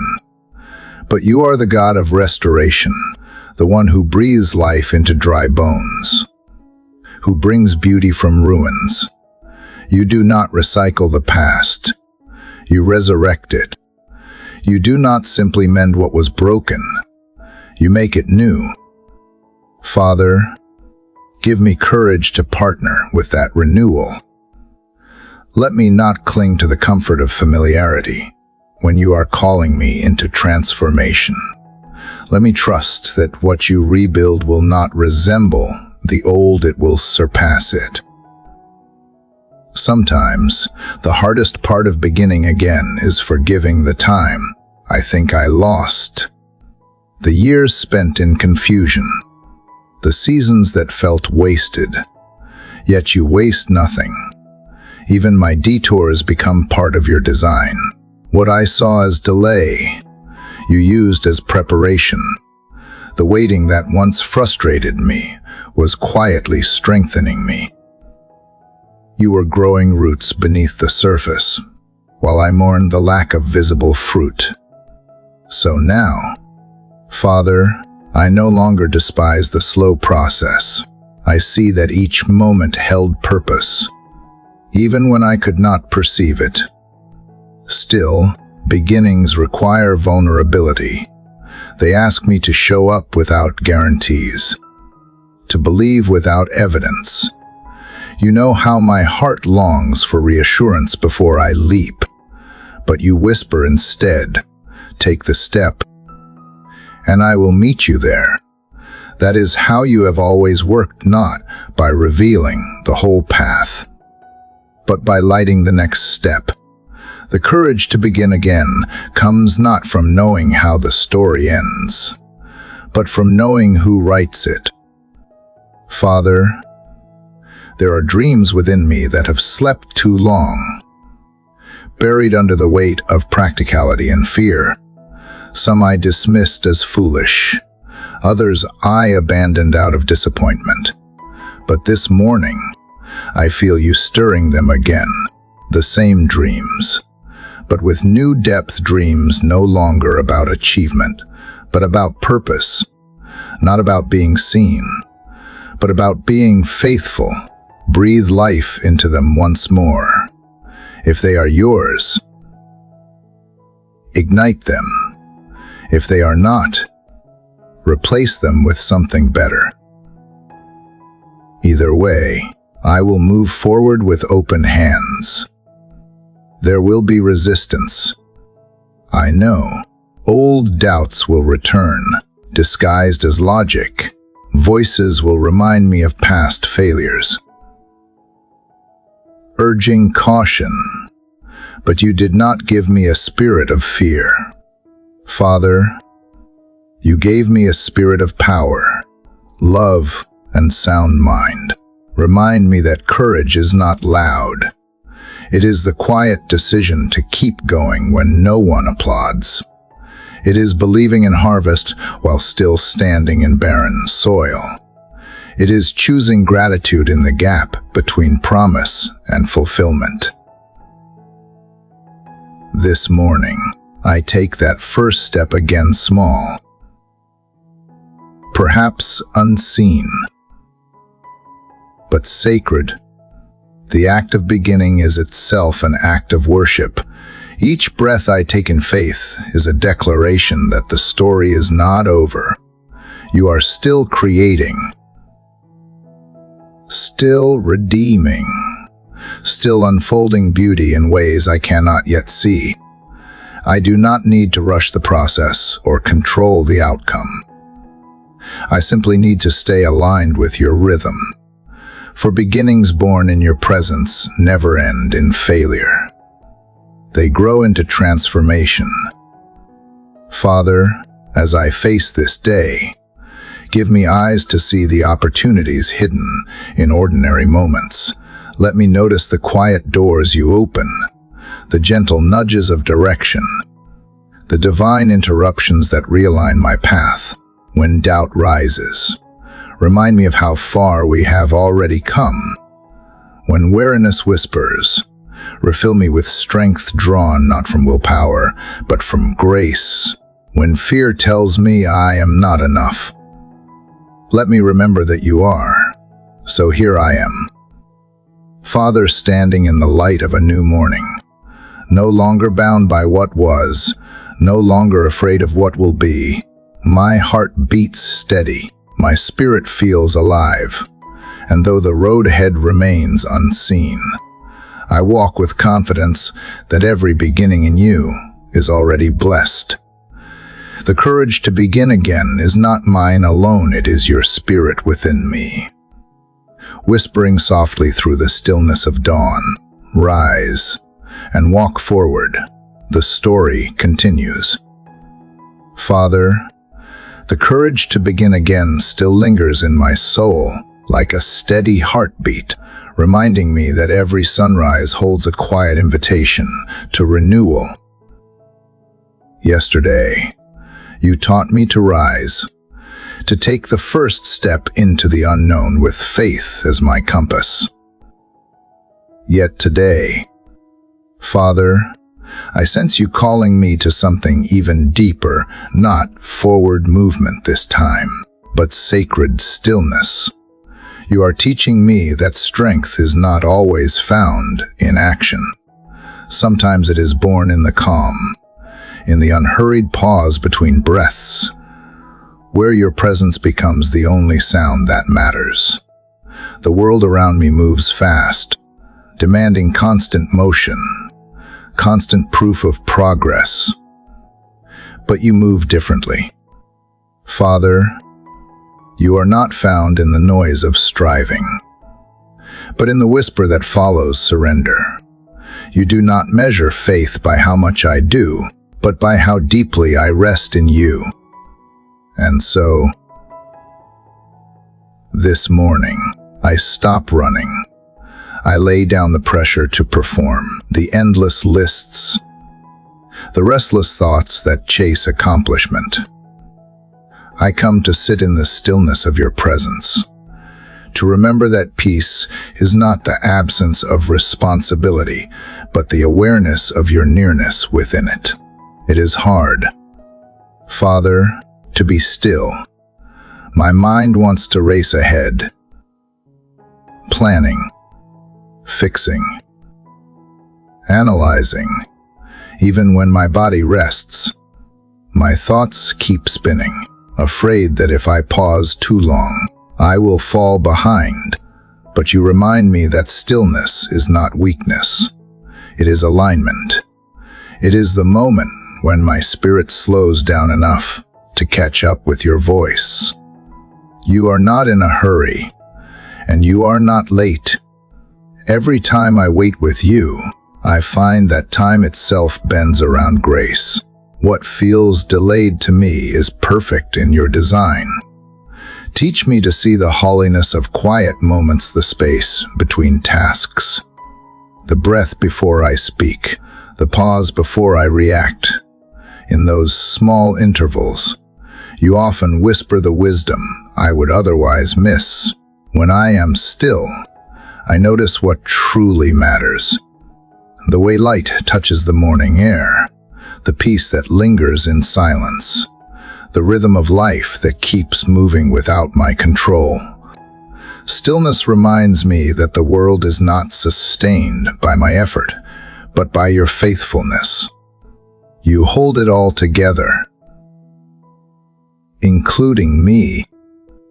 Father, in this stillness, I hear my own heart more clearly, beneath the noise of duty and distraction. There are longings I have ignored, the desire to be known, to be whole, to be at peace. You see them without judgment. You do not rush to fix them. You sit with me in them. Your presence does not demand words. It simply fills the space with quiet assurance. It is here, in this sacred silence, that I remember who I am, not what I have achieved or lost, but who I am when everything else fades away. Yours. You have shown me that stillness is not emptiness, it is restoration. It is where the scattered pieces of my soul begin to realign. Like water settling after a storm, peace returns when I stop stirring it. The answers I chase often rise only when I stop demanding them. The clarity I seek unfolds when I trust that I am exactly where I need to be for this moment. Father, teach me that rest is not the reward of work, it is the foundation of faith. It is where you rebuild strength before sending me forward again. There are days when the stillness feels uncomfortable, almost unbearable. The absence of noise can reveal truths I have tried to avoid, the fatigue I ignored, the emotions I buried, the fears I pretended were not there. Yet even these revelations are gifts. You uncover not to condemn, but to cleanse. In the quiet, I can finally hear what needs healing. I can finally see the places where I have been striving instead of trusting. And in that seeing, I am freed. Father, in a world that celebrates movement, help me to value stillness as sacred resistance. Let it become a rhythm of grace woven into my life, daily returning to center. A steady reminder that I do not carry the weight of everything. When the noise of the world grows loud, draw me back to your peace. When fear demands reaction, teach me to respond with calm. When my plans unravel, help me to wait without panic, believing that stillness is not the end of progress, it is the soil where new beginnings take root. The longer I stay in your presence, the more I understand that stillness is not doing nothing, it is doing the most important thing. It is choosing presence over performance, peace over pressure, surrender over striving. It is allowing your strength to replace my exhaustion. In this calm, I feel your love settling deeper into my being, not as a fleeting feeling, but as a steady foundation. I am not just resting from work, I am resting in you. And something changes here. Father, my heart, once restless, begins to trust again. My thoughts, once scattered, find their order. My spirit, once heavy, begins to lift. I realize that true strength is not loud or visible. It is the quiet resilience born in your presence. It is the ability to walk through chaos without losing composure, to speak kindness in the face of tension, to stay gentle when the world turns harsh. That kind of strength cannot be earned. It can only be received. So, Father, as the morning unfolds, let stillness be my strength today. Let it shape how I move, speak, and see. When I face challenges, Let me carry the calm I found here into every encounter. Let peace become the posture of my soul, unshaken by circumstance, anchored in grace. The world may rush around me, but I will walk in rhythm with you, slow enough to notice, steady enough to trust, strong enough to rest. And as I breathe in the quiet light of this new day, I feel it, the truth I once overlooked, that stillness is not the pause before life continues. It is life itself, lived in harmony with your presence. It is where faith matures, where love deepens, and where strength is renewed. Quietly, completely, and beautifully. Father, the stillness you led me into yesterday still lingers in my spirit like the soft hum of morning light. In that quiet, I found not emptiness, but peace, a peace that was not passive but alive. Breathing, steady, and as I sit here again, feeling the rhythm of my own heartbeat align with the rhythm of your presence, I realize what that stillness has prepared me for. Gratitude. Father, you are teaching me that true gratitude is not a reaction to good circumstances, it is a revelation of perspective.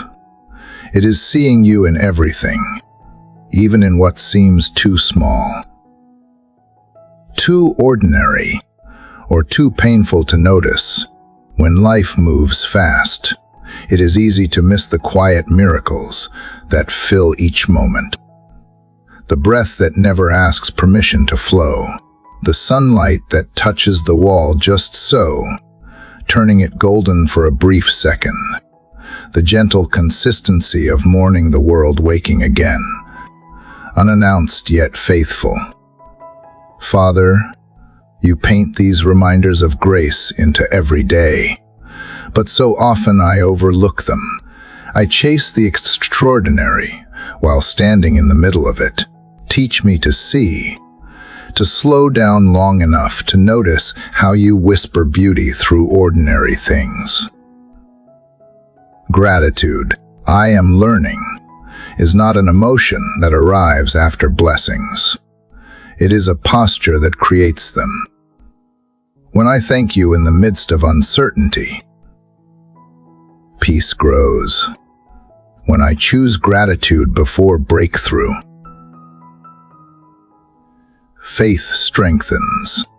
When I see goodness even in difficulty, hope becomes unshakable. Gratitude transforms not because it changes my circumstances, but because it changes me.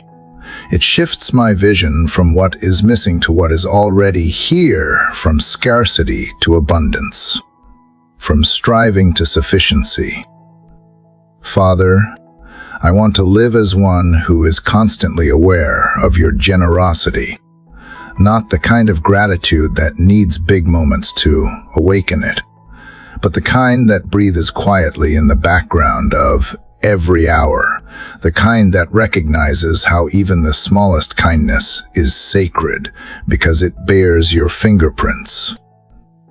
Teach me to thank you not just for answered prayers, but for unanswered ones that protect me, not just for open doors, but for the closed ones that redirect me, not just for joy, but for the tears that softened my heart to receive it more deeply. There are mornings when gratitude comes easily, and others when it must be chosen like an act of defiance against despair. On those days, Father, remind me that gratitude is not denial, it is declaration. It declares that you are good even when life is not simple, that love still exists even when loss feels near. Gratitude does not erase grief, but it gives it meaning, reminds me that even in pain, I am not forsaken. Even in silence, you are working, and even in brokenness, beauty can still be found. Sometimes I think gratitude is a song only the strong can sing, but you have shown me it is often sung most purely by the weary. Those who have lost much often see clearer what cannot be taken. Father, let me join that song. When I look around, help me notice the quiet mercies, the friend who checks in, the laughter that slips through sorrow, the peace that arrives unexpectedly after prayer. Let me treasure these small things, for they are not small to you. Each one is a thread of grace, weaving the fabric of a faithful life. You have taught me that gratitude is also an offering. When I thank you, I am not merely expressing appreciation. I am giving back the glory that belongs to you. Gratitude is worship disguised as awareness. It sanctifies the common, turns moments into altars, and transforms the heart into a home for peace. Father, let my words today be filled with thanksgiving, not because everything is perfect, but because you are present. Let gratitude become the language of my life, the way I breathe, speak, and see. There are days when my heart forgets, when worry grows louder than wonder. On those days, Father, call me back gently, whisper to my soul. Look again. Remind me that very breath I take is evidence of grace, that nothing about this life is owed, but everything is given. When I am tempted to count what is missing, teach me to count what remains. Gratitude multiplies what it touches. And when I give thanks, the ordinary becomes miraculous once more. Father, I want to carry this posture of gratitude beyond the quiet hours of mourning. Let it color the way I speak to others, the way I handle frustration, the way I endure waiting. Let it soften my words, make me patient with imperfection, generous with kindness. Gratitude and grace are sisters, they grow best together. The more I thank you, the more I reflect you, the more I notice your gifts, the more I become one myself. This morning, I thank you for the simple things that sustain me, the warmth of light through the window, the steady rhythm of my breath, the strength in my limbs, the clarity of mind that allows me to pray. I thank you for the people whose presence shapes me, even those who challenge me to grow. I thank you for lessons hidden in struggle, for wisdom born through waiting, for mercy that resets the story every dawn. Gratitude does not need more reasons. It only needs remembrance. And I remember now, as the day begins. Father, I step into it carrying the quiet power of gratitude. It steadies me like a compass, pointing me back to peace whenever I drift. It turns worry into worship and restlessness into reverence. I will walk slower,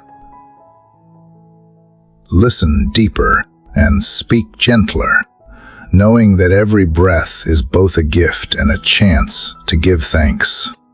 And as sunlight fills the room, I feel it again, that sacred truth shining softly through everything, that a grateful heart is never empty, and a life lived in thanksgiving is already full. Father, the gratitude you awakened in me yesterday still flows gently through my heart, softening every thought, widening every breath. Thankfulness has opened my eyes to the quiet beauty surrounding me, to the way your grace weaves through ordinary hours. And now, Father, I can feel you leading me to the next truth, one that both comforts and challenges me. You are teaching me that gratitude often leads to letting go, The more I give thanks for what you have done, the more I realize I cannot cling to what was. Letting go is not loss, it is the doorway through which grace enters freely. Father, you know how tightly I sometimes hold on to people, plans, and outcomes. I hold on because I fear that release means losing, that surrender means defeat. Yet every time I loosen my grip, I find your hands already there, steady and sure. You remind me that what is surrendered into your care is never truly lost, it is transformed. You are not asking me to throw away what matters, but to trust that you will carry it better than I ever could. The things I cling to, even the good ones, often become heavy over time. But in your presence, I see that release is not rejection, it is reverence. There are seasons. Father, when you call me to release something I once prayed for, the dream that once burned brightly but now feels dim, the relationship that brought joy yet now asks for distance, the plan that once fit perfectly but no longer aligns with the rhythm of grace. These partings are not punishments, they are invitations. Invitations to grow, to trust, to make room for what you are preparing next. And though letting go can ache like loss, it is often the kind of pain that heals, the kind that prunes so new life can bloom. Father, help me recognize what I am still holding too tightly, the expectations I have built around how my life should look, the fears that disguise themselves as responsibility, the guilt I carry for things I cannot change. Show me how to release these burdens without bitterness. You never rush my surrender. You wait until love outweighs fear. And this morning, I feel that shift, the quiet readiness to let go, not because I must, because I trust you enough to do so. Sometimes I forget that surrender is not a single act, but a daily rhythm. Each morning asks me to release control again, to choose faith over certainty. I am learning that surrender does not weaken me, it centers me. It returns me to truth. It reminds me that I am a vessel, not the source. A steward, not the owner. Everything good that I have ever held first came from you, and everything I lose in love eventually returns through grace. Father, teach me to hold blessings lightly, so that when you call them onward, my hands are not too clenched to receive new ones. Letting go, I am finding, is also about forgiveness, the quiet release of resentment that once bound my heart. It is letting go of needing to be understood, of waiting for apologies that may never come. It is trusting that justice belongs to you and peace belongs to me. Every time I forgive, I release a little more of the past as shadow, and light finds its way into the places where anger once lived. You do not erase the memory, you redeem it. You turn what hurt into what heals. Father, help me also to let go of perfection.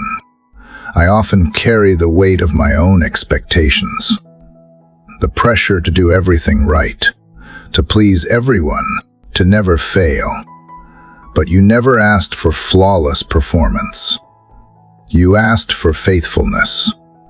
You delight not in my strength, but in my sincerity. Let me rest in that truth. I release the need to have it all figured out. I release the false belief that I must earn your love. I release the constant striving that leaves my spirit weary. In its place, I receive your grace, quiet, gentle, complete. There are also things I must release that I cannot name, easily the unspoken fears that sit at the back of my mind, the silent disappointments I carry like stones in my pockets. I offer them now. Father, one by one, I trust that you can turn even what I let go of into something good. Your hands do not drop what I place there. They transform it. Let me believe that nothing surrendered to you ever falls into nothingness. It always falls into purpose. As I breathe deeply in this moment, I feel the freedom that comes from release. The air moves easier. My chest feels lighter. There is space now, space for new dreams, for unexpected peace, for joy that is not dependent on control. I see that letting go is not the end of something. It is the clearing of space for what is next. It is the gentle act of faith that says, I trust what I cannot yet see. Father, remind me to practice this release, not just with things, but with time. Help me let go of rushing ahead, of trying to live tomorrow before it arrives. Teach me to let go of yesterday's regrets and today's anxieties, to live in the sacred simplicity of now. Each breath is a gift I cannot hold, yet each one keeps me alive. Life itself is proof that letting go is holy. I inhale what you give. I exhale what no longer serves. So as this morning unfolds, Father, let this be my prayer, that I walk through this day with open hands, that I hold nothing too tightly, not even my own plans, that I meet each moment with surrender instead of resistance, and that when the time comes to release again, I will not fear it, because I have learned that your love is the safest place to let go. The light outside grows brighter now, spilling across everything it touches, and I see it clearly, the truth you have been whispering all along. Letting go is not about losing what I love. It is about trusting that love never leaves. It simply changes form, flowing from my hands into yours, where it becomes something even more beautiful than before. Father, the peace of release still rests upon my soul. Yesterday, you taught me the grace of letting go, the quiet courage of open hands, the sacred rhythm of surrender and trust. Now that my heart feels lighter, I can sense you leading me into the next truth, one that flows naturally from freedom, the call to walk in gentle strength. Father, you are showing me that true power is not found in force or pride, but in calm resilience, the kind that remains steady when the world around me shakes, the kind that listens before it speaks, loves before it reacts, and trusts before it fears. I used to believe strength was loud, a constant proving, an unbreakable stance. But you are teaching me that strength in your kingdom often moves in whispers, not in shouts. It is the hand that reaches out when it would be easier to withdraw. It is the heart that chooses kindness, even after being wounded. It is the voice that stays calm when silence feels safer. Father, help me to walk in that kind of strength, the kind that reflects you, not the world's idea of power. There are days when I wake feeling weary before the day even begins, when the weight of responsibility and uncertainty presses heavy on my shoulders. In those moments, remind me that your strength is not something I must manufacture. It is something I receive. You do not ask me to be invincible, only faithful. You do not expect me to never stumble, only to keep walking. Your strength begins where my striving ends. It flows through surrender, not struggle. And when I reach the end of myself, that is often where I finally find you. Father, you have shown me that gentle strength is not passive, it is intentional. It is the courage to respond instead of react, to choose peace when provoked, to stay rooted when others rush. It is what allows me to stand firm without becoming hardened. The world often confuses gentleness with weakness, but you have proven that it takes far more strength to forgive than to fight, to remain kind than to seek revenge, to stay soft in a world that glorifies hardness. Help me to embody that strength, not to prove my worth, but to reflect your nature. There are moments, Father, when people misunderstand my silence, mistaking calm for indifference. But you see the quiet battle beneath it, the effort it takes to stay centered, to breathe deeply instead of speaking hastily. Every act of restraint, every gentle answer, every silent prayer is its own kind of victory. Let me remember that gentleness is not about being less, is about being grounded in more.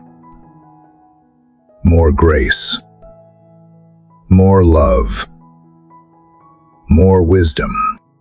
When I walk in gentle strength, I carry peace into places that do not know it yet. Teach me, Father, to be both strong and kind in the same breath. Let my words carry weight without wounding, and my actions bring comfort without compromise. When anger rises, anchor me in patience. When criticism comes, let humility be my defense.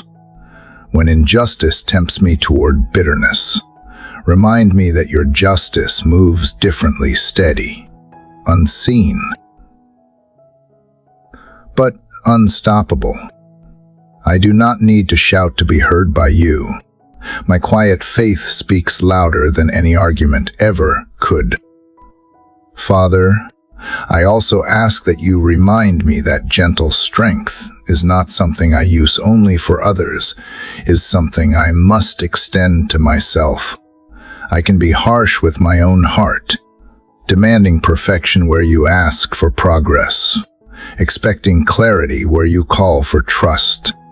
Help me to treat my own soul with the same gentleness you show me daily. When I fall, let me rise without shame. When I fail, let me learn without fear. When I am tired, let me rest without guilt. Strength is not found in pretending I am fine, it is found in returning to you when I am not. In this quiet morning, I can feel the tension between stillness and action.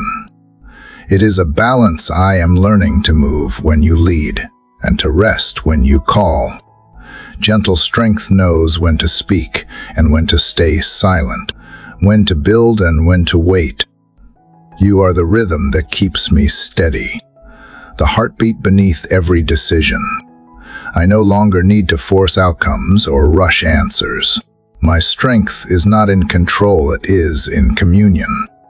It is in staying close enough to you that I can sense when to go and when to stay.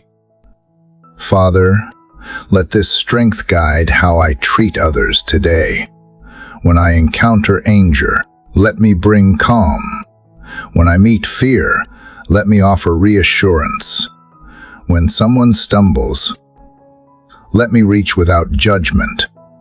You do not ask me to change the world through grand gestures, but through small, consistent acts of love, a gentle word, a patient pause, a quiet prayer. All of these ripple farther than I can see.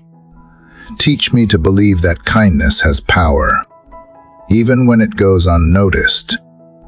There will be moments, I know, when the world's noise tries to drown out this peace, when I am tempted to defend myself with pride. Remind me that humility is the stronger shield. When I feel unseen or unheard, remind me that you see every effort, every act of quiet obedience. You measure differently not by applause, but by authenticity. The strength you value is not the kind that conquers others, but the kind that conquers self. Father, as the morning light fills the room, I feel your peace settle deeper, like roots spreading into the soil. This is where gentle strength grows in stillness. In gratitude, in surrender. It does not demand attention. It simply abides. I do not need to chase power when I already carry your presence. I do not need to prove resilience when your spirit sustains me. Each step I take in grace is an act of strength. Each word spoken in love is a seed of change. So as I rise from prayer, I carry this truth with me, that gentleness and strength are not opposites but partners. One softens the other. One steadies the other. Together, they create the kind of peace that cannot be shaken. Let this be the way I walk through the day ahead, quiet but sure, humble but strong, unhurried yet purposeful. And when the world looks at me and cannot understand how gentleness can endure, let them see not me, but you, the quiet power that turns weakness into wisdom and stillness into strength. Father, the gentle strength you planted in me yesterday still hums quietly within my heart. It is not a strength that demands, but one that uplifts. It does not boast, yet it endures. As I sit in this morning light, I realize what this strength was preparing me for. It was leading me toward compassion. Father, you are showing me that true strength always opens the door to tenderness. When a heart is secure in you, it does not fear softness, it feels deeply, loves freely, and reaches beyond itself. Compassion is not weakness. It is the heartbeat of heaven pulsing through human hands. Father, I have often misunderstood compassion. I thought it was only about helping others, about giving when asked, but you have shown me that compassion begins long before the act. It begins in perception. It is seeing others through your eyes, not as problems to solve, but as souls to love. It is feeling the pain beneath anger, the loneliness beneath pride, the exhaustion beneath pretense. Teach me to see beyond appearances, to listen not only to words but to silence. Let my empathy be active, not sentimental. Let it move me toward mercy instead of judgment. The world often celebrates strength without softness, success without sensitivity. But you, Father, move differently. Your compassion is the greatest force in creation. It heals where logic fails. It restores where punishment cannot. It is the power that mends hearts and rebuilds trust. You are compassionate even when we wander. Even when we resist your love, you do not shame us back to obedience. You love us back to life. That is the kind of compassion I long to carry into this day. Yet compassion costs something. It requires time, attention, and vulnerability. It asks me to be present, to feel, to risk being misunderstood. There are moments when I pull back because compassion feels too heavy, when I fear being drained, or when others' pain mirrors my own too closely. But you remind me that compassion does not deplete when it flows from you. When I give from my own strength, I run dry. When I give from yours, I overflow. Father, make my heart like a river fed by your Spirit, constantly replenished, never exhausted. There are people, Father, who carry invisible burdens, the ones who smile while breaking inside, who laugh to hide loneliness, who work tirelessly yet feel unseen. You cross my path with them every day. Let me not rush past their quiet suffering. A kind word, a patient moment, a listening ear. These are small acts that echo eternity. Compassion does not always shout. Sometimes it simply stays. It is the presence that says, "You are not alone." Teach me to offer that kind of presence, to be a sanctuary in a hurried world. Sometimes compassion means standing with those the world has cast aside, the misunderstood, the outcast, the forgotten. It means extending dignity where others have withheld it. It means loving those who cannot repay it. Father, give me the courage to choose mercy over comfort, inclusion over distance, grace over judgment. Remind me that compassion is not about deserving.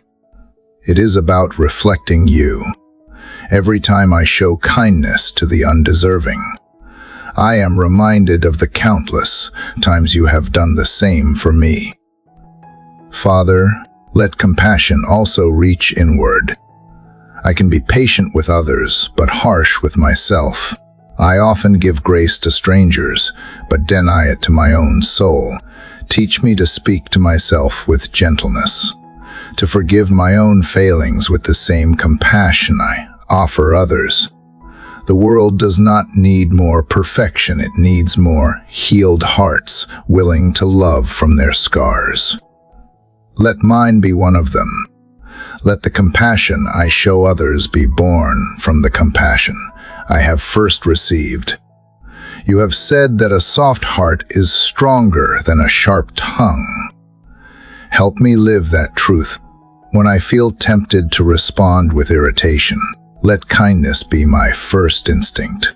When I am faced with criticism, let humility answer instead of pride.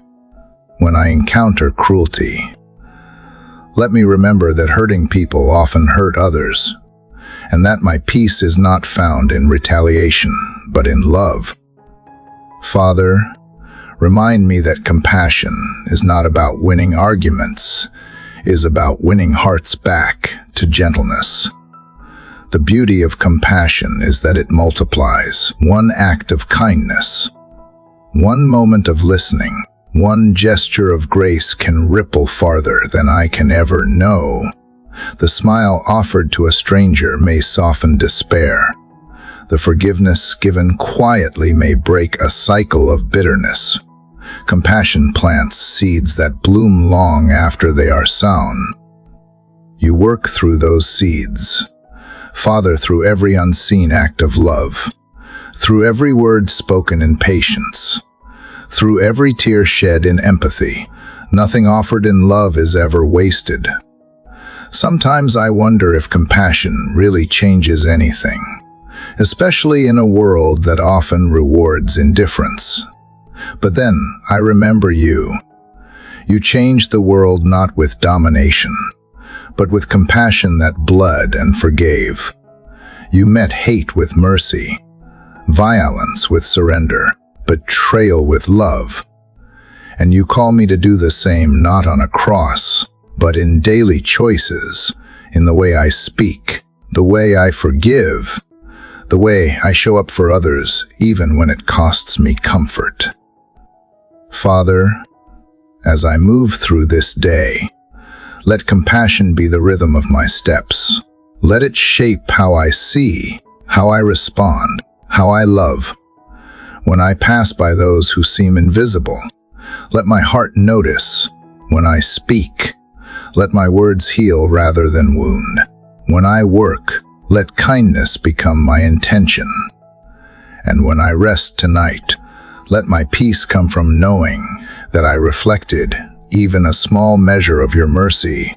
The sun is climbing higher now, spilling warmth into the corners of the morning. I feel it on my skin, but more deeply.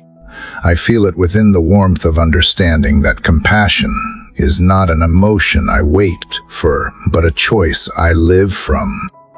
It is love in motion, steady and sincere, glowing quietly even when no one sees. Father, let this be my strength today to walk in compassion, so consistent that it becomes the language my life speaks, without words.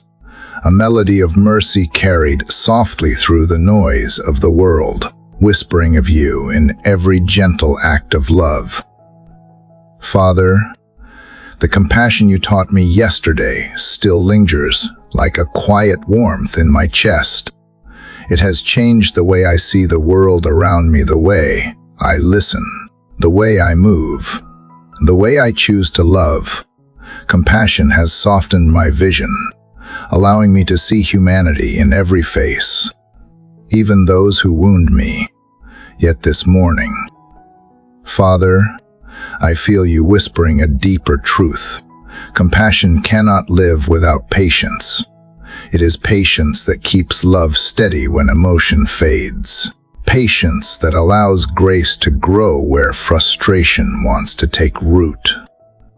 Father, teach me the wisdom of patience, not just as endurance, but as understanding, as a sacred rhythm that moves in harmony with your timing.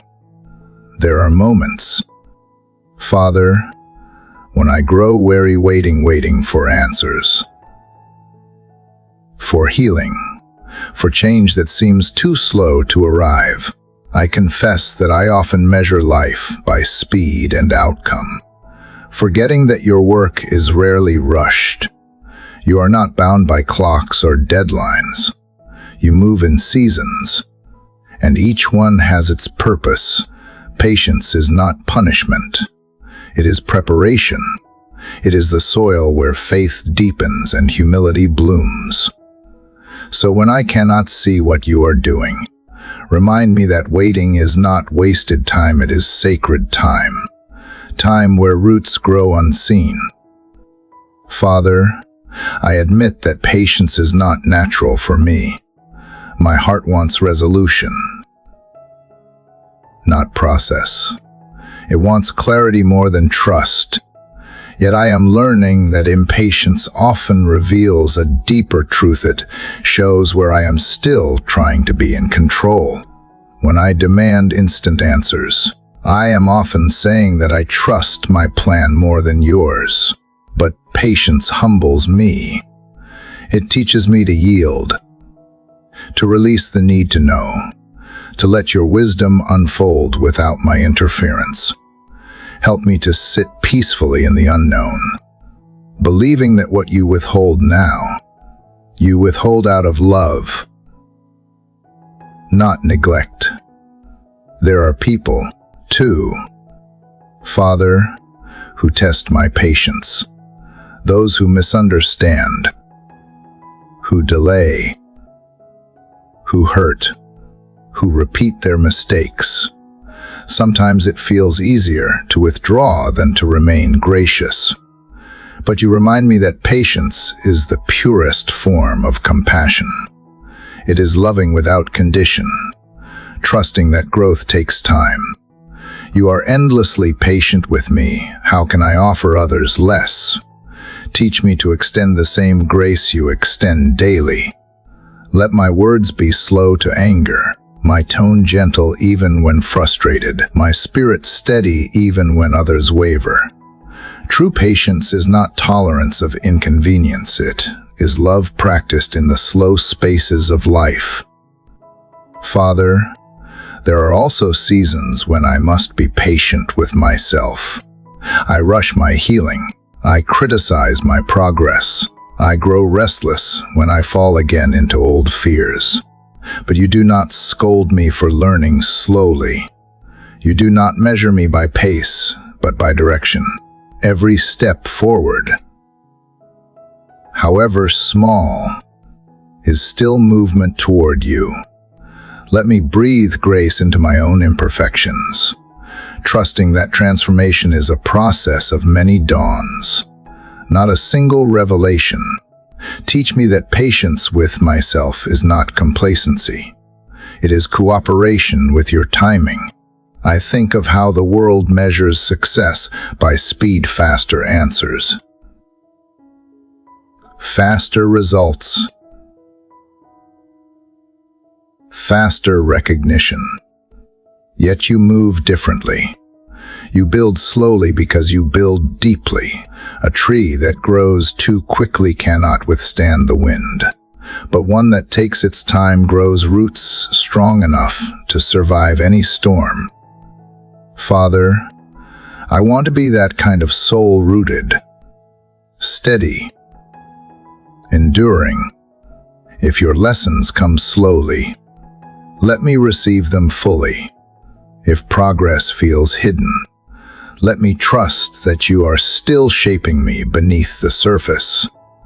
I do not want quick change. I want lasting transformation. Sometimes, patience feels like silence. When prayers go unanswered, I wonder if you hear, but then I remember silence is not absence. It is invitation. In the stillness, you teach me to listen, to stop filling the quiet with fear. Patience creates space for hearing. It slows my heart enough to notice your whispers that rush cannot catch. Father, when I am tempted to panic in the waiting, remind me that you are always speaking, even when I cannot yet understand the language of delay. Patience is not passive, it is an act of strength. It is the decision to remain kind when I am tired, to keep believing when nothing has changed, to stay faithful when the outcome is uncertain. It is the slow courage that holds the line when everything in me wants to quit.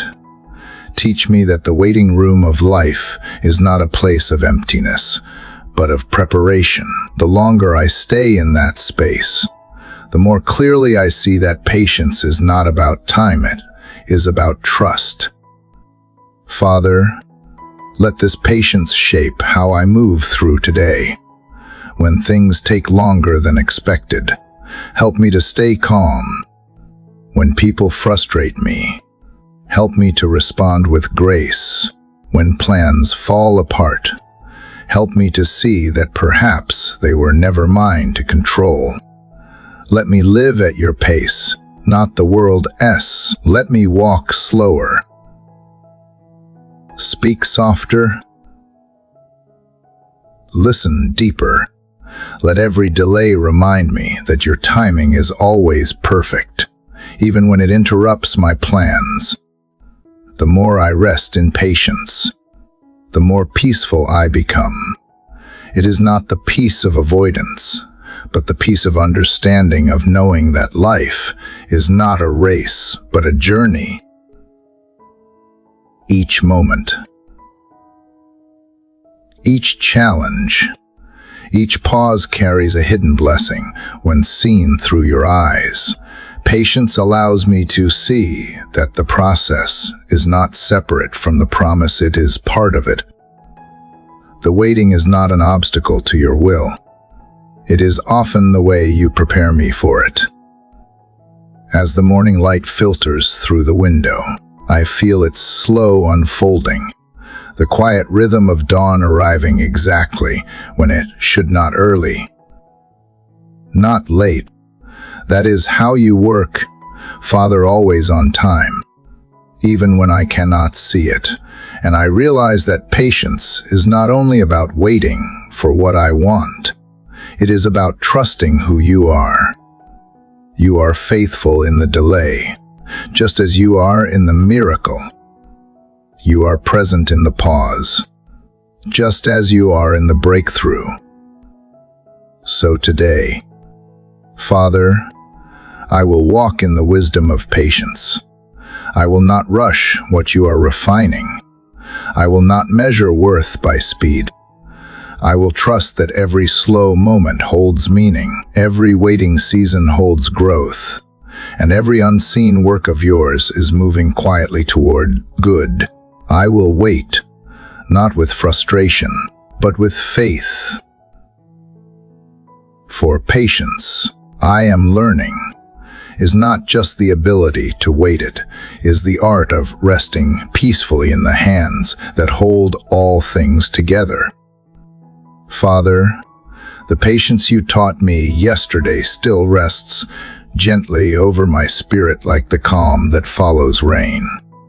In learning to wait, I discovered something deeper than endurance. I found quiet trust. Yet this morning, Father, as the light stretches softly across the room, I feel you inviting me beyond waiting into something even more intimate. Obedience.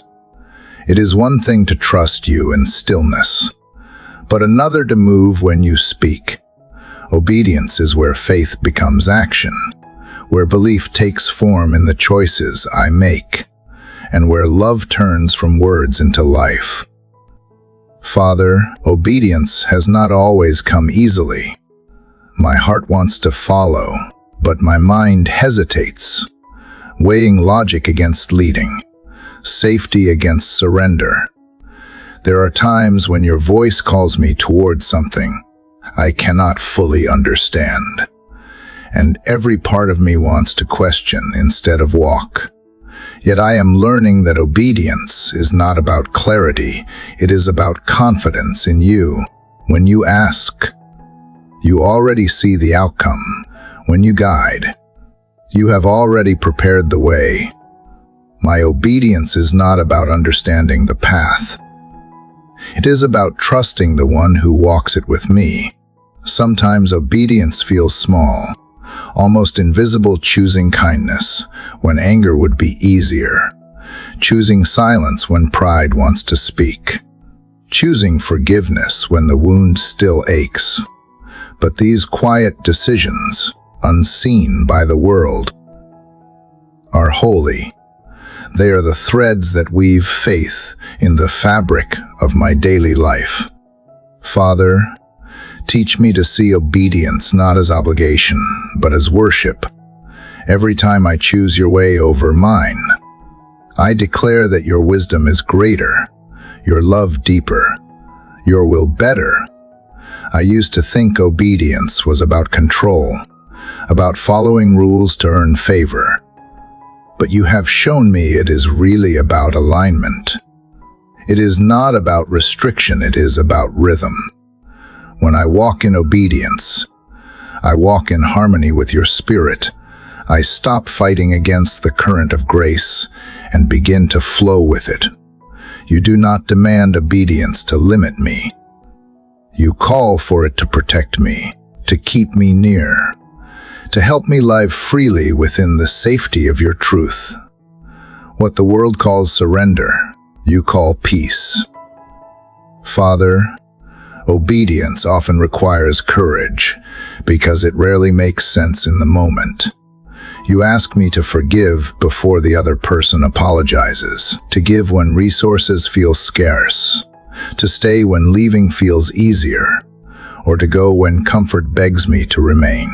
Yet every time I obey, I find that what I feared losing was never truly mine to keep, and what I gain in return is something eternal. You do not promise that obedience will be easy, but you promise it will be worth it. Your blessings are often hidden behind the doors I hesitate to open. Help me to open them anyway.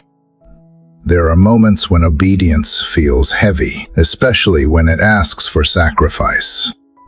I have walked through seasons where following you meant walking away from things I loved, dreams, relationships, plans that once felt certain. At the time, it felt like loss, but later I understood it was exchange. You never take without giving. You remove what limits me so you can give what will grow me. Teach me to obey with gratitude even when the blessing is not immediate, to trust that delayed understanding is still divine wisdom at work. Father, I also see that obedience is not just about what I do, it is about how I listen. The world is loud, and its noise often drowns out your whisper. But when I quiet my thoughts, when I slow my steps, I begin to hear you more clearly, not as command, but as invitation. You do not drive me with fear. You draw me with love. Your voice never condemns. It calls me closer. Help me to recognize that voice in the small nudges, the thought that urges kindness, the tug that asks me to pray, the hesitation that warns me to pause. These gentle prompts are the language of your spirit, guiding me moment by moment. Father, make obedience my instinct, not my struggle. Let my first response to your word be yes, even when my understanding says wait. Teach me to trust that delayed obedience is still disobedience in disguise. I do not want to follow you halfway. I want to follow fully. Not because I fear punishment, but because I long to please you. Let my obedience be born not from duty, but from devotion. Not from fear, but from faith. Not from habit, but from love. There will be days when obedience feels lonely, when following you means standing apart from the crowd. In those moments, remind me that I am never alone. Every step of obedience places me on holy ground, even when others do not understand. You are near. You see the unseen choices, the quiet sacrifices, the silent prayers whispered in surrender. You record them not as loss, but as love. Every act of obedience becomes a seed, and you promise that in time, those seeds will bear fruit that glorifies you. Sometimes obedience asks me to stay when I want to move.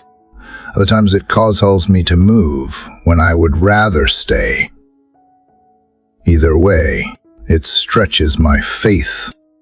But I am learning that obedience does not always bring comfort, it brings closeness. And closeness to you is the greatest reward of all.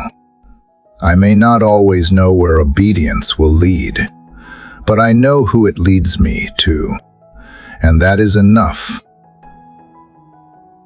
This morning, Father, I feel a deep peace settle over me as I think about the simplicity of following you. The world complicates faith, but you make it clear. Listen, trust, follow. Every time I obey, I step further into freedom. Every time I yield, I grow stronger in spirit. Every time I say yes, I find myself more aligned with your will and more attuned to your heart. So as the light of this new day unfolds, let obedience be the language my actions speak. Let it shape my words, my steps, my responses, and my thoughts. Let me obey not just when it is easy, but especially when it is costly. Let my yes be steady, not hesitant. My trust be wholehearted, not divided. And as I walk through the hours ahead, may each act of obedience, no matter how small, become a quiet echo of love returning to you, the one whose guidance never fails, whose commands are never burdens, and whose will always leads to peace. The quiet obedience you taught me yesterday still echoes within me like the steady rhythm of a heartbeat. Each yes I give to you brings a deeper calm, a sense of safety that does not depend on understanding, but on trust. Yet this morning, Father, as the dawn rises gently over the horizon, I feel you calling me into something even more profound than obedience, into surrender. Obedience follows direction. Surrender releases control. It is the difference between doing your will and resting in it. And today, Father, I long to rest. There are places in my heart still clenched tightly, corners I have not yet allowed your light to touch. I tell myself I trust you, but sometimes I still plan secretly, just in case you ask for what feels too hard to give. Surrender exposes those hidden fears. It asks me to lay down not only what I hold, but who I am. It is not a one-time act, but a lifelong posture, the quiet opening of my hands each morning, saying again, have your way. Father, teach me that surrender is not losing control. It is placing control where it has always belonged, in your hands, not mine. There have been moments, Father, when I thought surrender meant resignation, as though it required me to stop hoping. But now I understand that surrender is not despair, is the purest form of hope. It is believing that your will, even when it disrupts my own, is better, wiser, and kinder than anything I could create for myself. It is choosing faith over fear, peace over pressure, trust over turmoil. In surrender, I stop trying to be the author of every outcome, and I become the reader of a story you write perfectly. The world teaches me to fight for control, to plan, to push, to achieve, but your spirit whispers something different.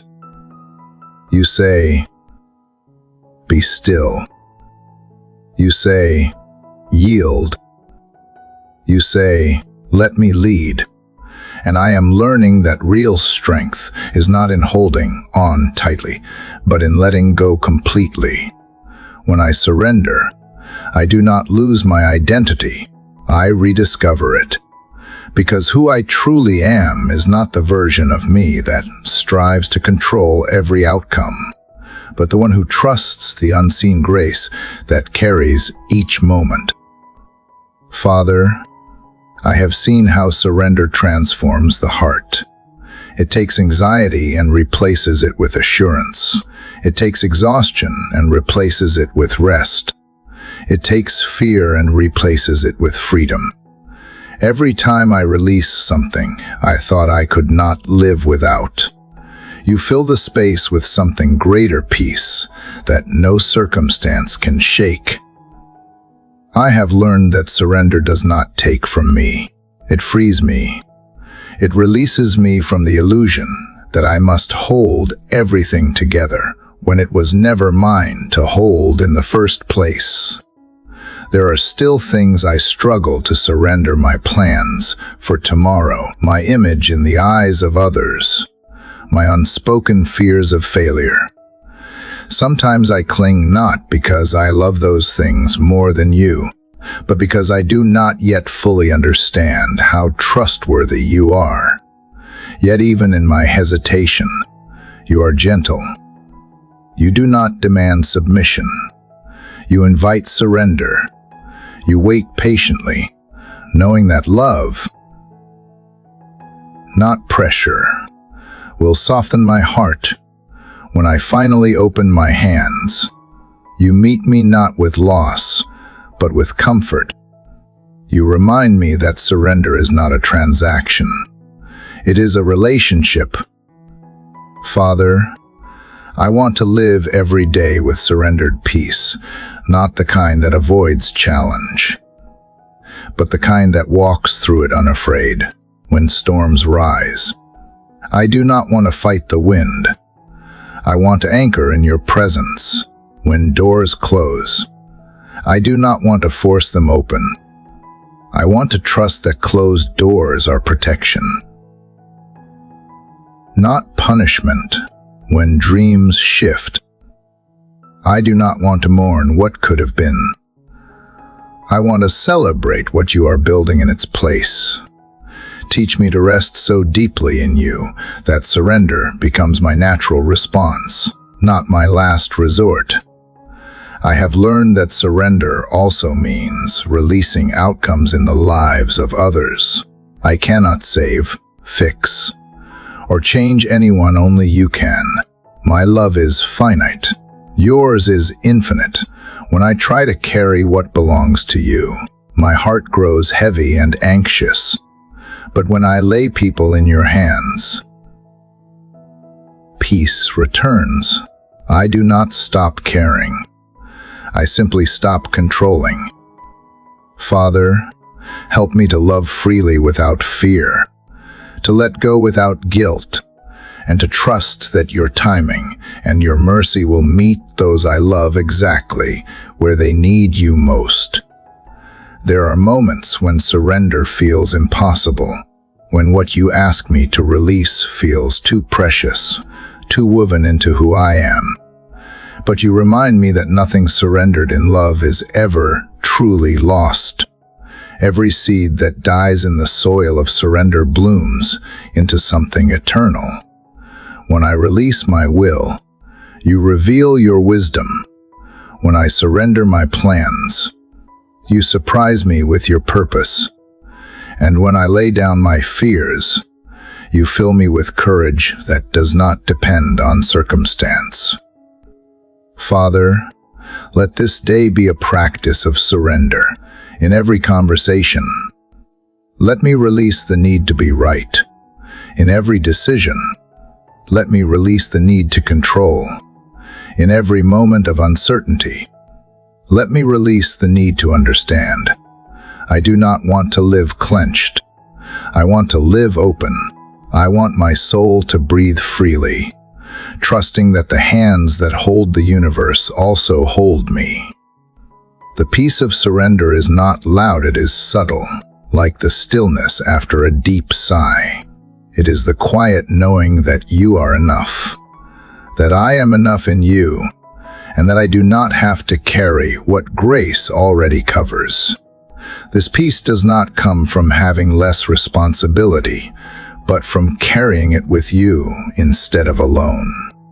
It does not depend on what happens next, because it rests fully in the truth that nothing can separate me from your care.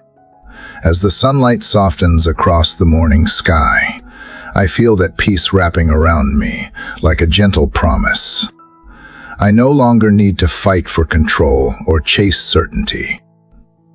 I can move through this day with a calm heart, knowing that surrender is not giving up, it is giving in to love. It is the quiet confidence that you are already working, already holding, already guiding. And as I breathe deeply, I sense the freedom you always intended for me, a life no longer defined by striving, but by resting in the perfect, unwavering peace of surrender. Father, in the stillness of this new morning, I bring my soul back to the place where surrender ended yesterday, not as a conclusion, but as a doorway into grace. You have shown me that when I finally lay everything down, I am not left empty. I am carried. And this morning, as I wake again in your presence, I realize how often I have mistaken strength for something I must produce, rather than something I receive. It is not my effort that sustains me, it is your grace. Quiet, faithful, ever-present grace. Your grace meets me where I am, not where I pretend to be. It reaches past my performance and touches the soft, hidden places where I doubt I am enough. Grace whispers that I do not need to strive to earn what I already have: your love, your approval, your presence. It reminds me that I am not walking toward acceptance, but walking from it. I am not building my worth. I am discovering what you have already placed within me. Yesterday, I learned to loosen my grip. Today, I learned to lean, to allow grace to carry me through what my own strength never could. When I stumble in thought, in action, in response, grace does not abandon me, it gathers me. It does not shame me for falling short. Instead, it reminds me that falling short was never the end of the story. You built a path for brokenness to be met with mercy. And that is where I want to live, not in the fear of failing, but in the freedom of being carried. Grace does not rush. It moves slowly and deliberately, giving space for healing and space for growth. When I move too quickly, when I try to force outcomes or prove my worth, I miss the gentle pace of grace. Father, teach me how to live in rhythm with it, not as a reluctant surrender to slowness, but as a deliberate choice to let you set the pace. Let each step be more about presence than progress. Let me trust that grace is never late and never lacking. There are days when the demands of life feel heavier than my hands can hold. Tasks pile up, expectations press in, and my mind scatters in every direction. It is on those days that grace becomes more than a beautiful idea. It becomes my lifeline. Your grace slows my breath, quiets the noise, and reminds me that I am not defined by how much I get done, but by how deeply I remain in you. Grace teaches me that peace is not found in the absence of pressure, but in the presence of perspective. Even when I make mistakes, even when my heart wanders, or my words wound, or my fears flare, your grace does not flinch. It stays. It speaks a better word over my regrets, and that is where transformation happens. Not through punishment or guilt, but through the relentless kindness of grace that never gives up on me. That kind of love changes me, not all at once, but steadily, not through pressure, but through presence. Father, I see now that grace is not something I reach only. When I fall, it is the very ground I walk on. It surrounds me in ways I do not always see, protecting me from things I did not know could harm me, guiding me through detours that felt like delays, but were actually deliverance. It steadies my steps in the dark and fuels my joy in the light. It shows up in conversations, in silence, in moments of stillness, and in moments of motion. Help me to recognize grace not only in big miracles, but in quiet mercies. The kindness of a friend, the pause in a busy day, the peace that settles over my mind unexpectedly, the resilience that rises in me even when I thought had none left. These are not random, they are reminders that you are near, that you are working, and that you are carrying me. I want to be someone who extends that same grace to others, not just when it is easy or deserved, but when it is hard and uncomfortable. Let me be quick to forgive, slow to judge, and eager to lift rather than label. Remind me that just as I am carried, so are they. And perhaps the way I treat others can be the very grace they need to believe that they, too, are held. Let grace change the way I speak today. Let my words build bridges instead of walls. Let my tone reflect compassion rather than criticism. Let my silence, when needed, speak of wisdom rather than withdrawal. Let me listen with grace, not just respond with it.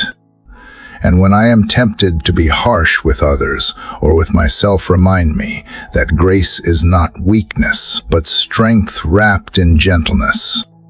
Even in seasons when I feel like I am falling behind, or when progress seems invisible, remind me that grace is not measured by results. It is measured by nearness. You do not grade me on achievement, but draw me near through affection. And that changes everything. It means I can breathe deeper. It means I can try again without fear. It means I can celebrate small steps, because even the smallest step, when led by grace, becomes sacred ground. Father, when I look back on my journey, I see how many times I thought I had failed, when in truth, you were simply leading me differently. I see now how many closed doors were invitations into protection. How many disappointments were redirections. How many delays were moments you used to deepen my roots. Grace was there the whole time, not always loud, not always visible, but always present. Teach me not to waste grace by brushing past it in my hurry. Let me savor it. Let me remember it. Let me carry it forward. I do not want to merely survive my days. I want to live them awake to the wonder that I am being carried by something far stronger than fear and far deeper than performance. I want to respond to life with gratitude instead of guilt, with hope instead of haste. So as I move through this day, let grace guide my steps, soften my thoughts, and lift my eyes. Let it anchor me when I feel uncertain. Let it surprise me in moments I least expect. Let it overflow from me in ways that comfort the weary and restore the broken. Grace is not just for me, it is through me. And in offering it, I become more like the one who gave it freely. Even in weakness, let grace speak. Even in confusion, let grace clarify. Even in conflict, let grace reconcile. And when the evening comes and the day closes, let me look back and see not a list of achievements, but a trail of grace. Evidence that I was never alone, that I was held, helped, and loved every step of the way. This is how I want to live, not carried by pressure, not driven by fear, not defined by perfection, but carried by grace. Always returning to the truth that you are enough, and because of that, I am enough too. Father, now that I have come to understand the strength of being carried by grace, I find myself awakening this morning with a question that feels less like a burden and more like an invitation. What would it mean to walk today, not only with grace, but with purpose? Not the kind of purpose that demands recognition or applause, but the kind that flows quietly from your heart into mine.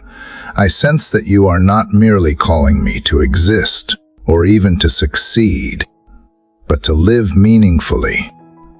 And so, I come into this day with open hands, asking you to teach me how to walk in divine purpose, not driven by urgency, but led by intention. There are many paths in life that look appealing, filled with opportunity and reward, but not every path is mine to walk.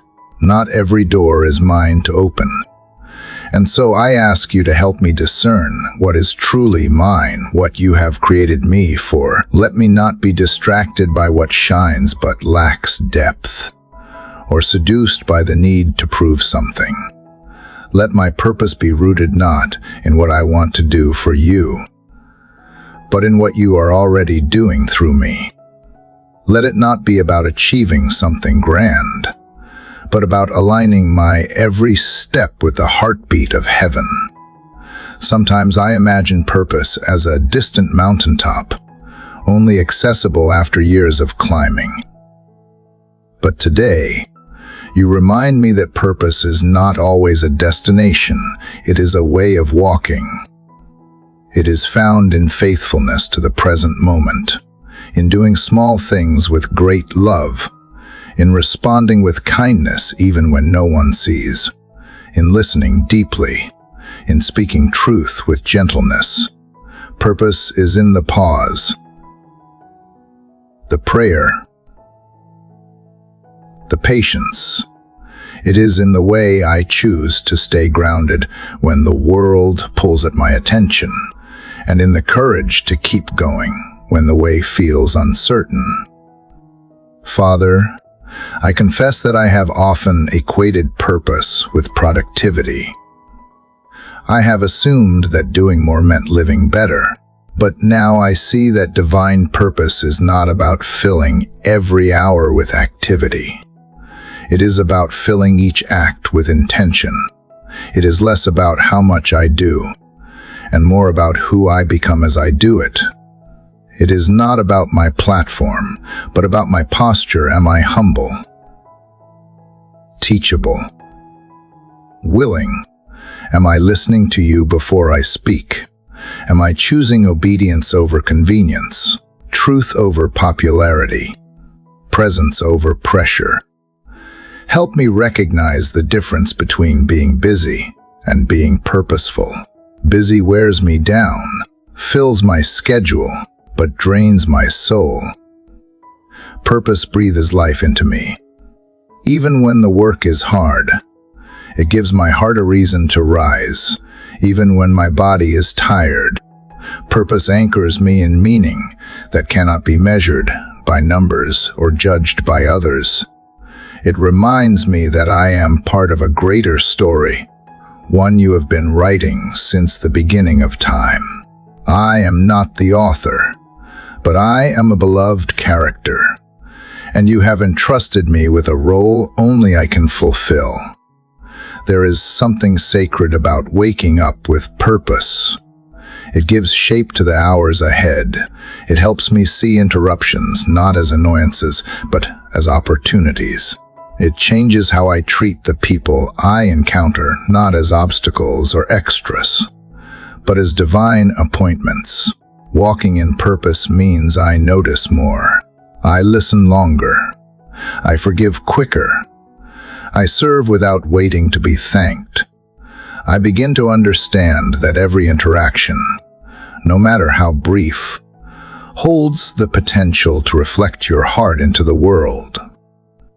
Father, when I forget why I am here, when doubts cloud my clarity or fear slows my steps, remind me that I was not created by accident. You formed me with intention. You knit gifts into me not to be compared, but to be cultivated. You place desires in my heart not to frustrate me, but to point me toward the work that brings both joy and impact. My life is not a series of random events, but a divine unfolding. Each season has its meaning. Each challenge carries its lesson. Each joy whispers of your goodness. And each day is another chance to walk in step with what you are doing on this earth. Let my purpose never be about building my own kingdom. Let it be about building yours. Let it be about healing what is broken, lifting what is heavy, restoring what has been lost. Let me live in such a way that others find peace, not pressure, in my presence. Let me reflect not the striving of the world, but the steady calm of a soul at rest in you. Even when I feel invisible or misunderstood, remind me that obedience is never wasted, that hidden faithfulness is often the most powerful, that you see what no one else does, and you are pleased not by perfection, but by devotion. Sometimes I fear missing my purpose, as if it is a single road I might accidentally walk past. But you remind me that when I remain in you, Purpose is not lost, it flows naturally. Like a river following its course. I do not have to force it. I just need to stay close. The more I seek your voice, the clearer the direction becomes. You do not demand that I map out my entire life. You only ask that I follow you today, and then tomorrow, and the next, each step in trust, each moment surrendered. And in that journey, purpose unfolds like petals of a flower slowly, beautifully, faithfully. Father, if I ever feel small in this world, let that not discourage me. Let it remind me that even the smallest flame can light up the darkest space. Even the smallest kindness can restore hope. Even the smallest yes to you can shift the atmosphere. You have never required me to be spectacular, only sincere. Only faithful. Only willing to show up with what I have, trusting you will do the rest. There may be days when the path of purpose leads through discomfort, when saying yes to you means saying no to approval, to comfort, to ease. There may be seasons when walking in purpose means carrying burdens I did not expect, but even then, I will not walk alone. You go before me, beside me, within me. Your spirit strengthens me when I feel empty. Your voice reassures me when I lose clarity. Your joy becomes my strength, and your peace becomes my pace. Let purpose not be a heavy pressure, but a sacred privilege. To wake up each day and partner with you in restoring what is broken, in creating beauty from chaos, in choosing love over fear. That is purpose. That is what makes even ordinary days holy. That is what transforms the mundane into miracles. I do not need to wait for perfect conditions to begin. I do not need more qualifications,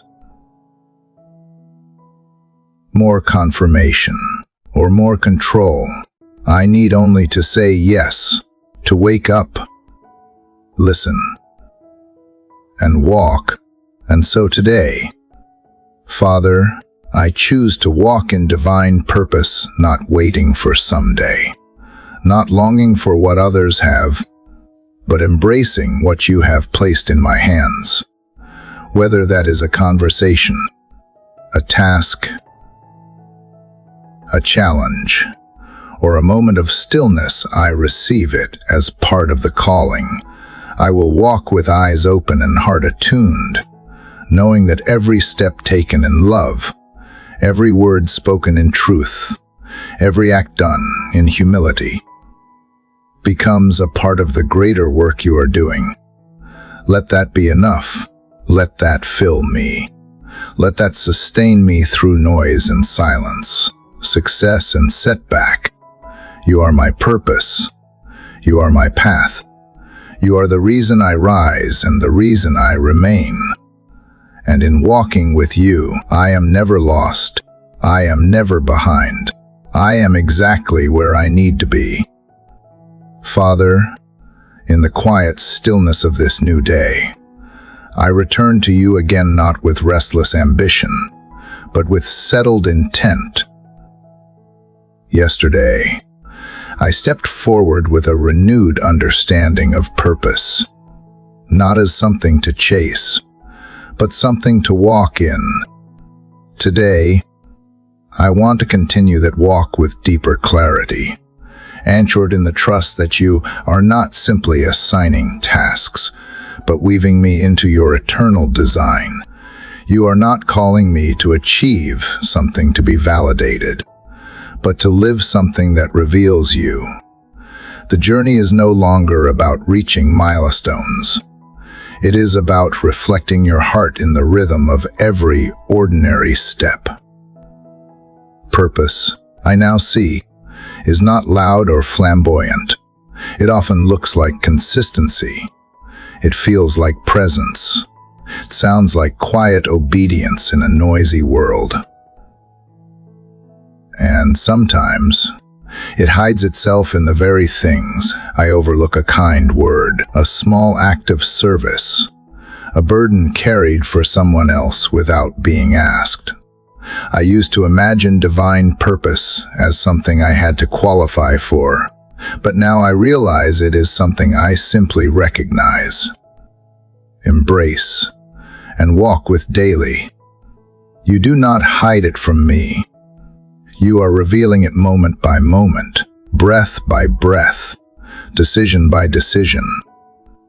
Father, I thank you for how patient you are with my learning. There have been many days when I doubted whether my life made any difference. I feared insignificance because I measured my purpose by what I could see. But you reminded me that what is unseen is often what carries the most weight in heaven. And now I no longer ask to be noticed.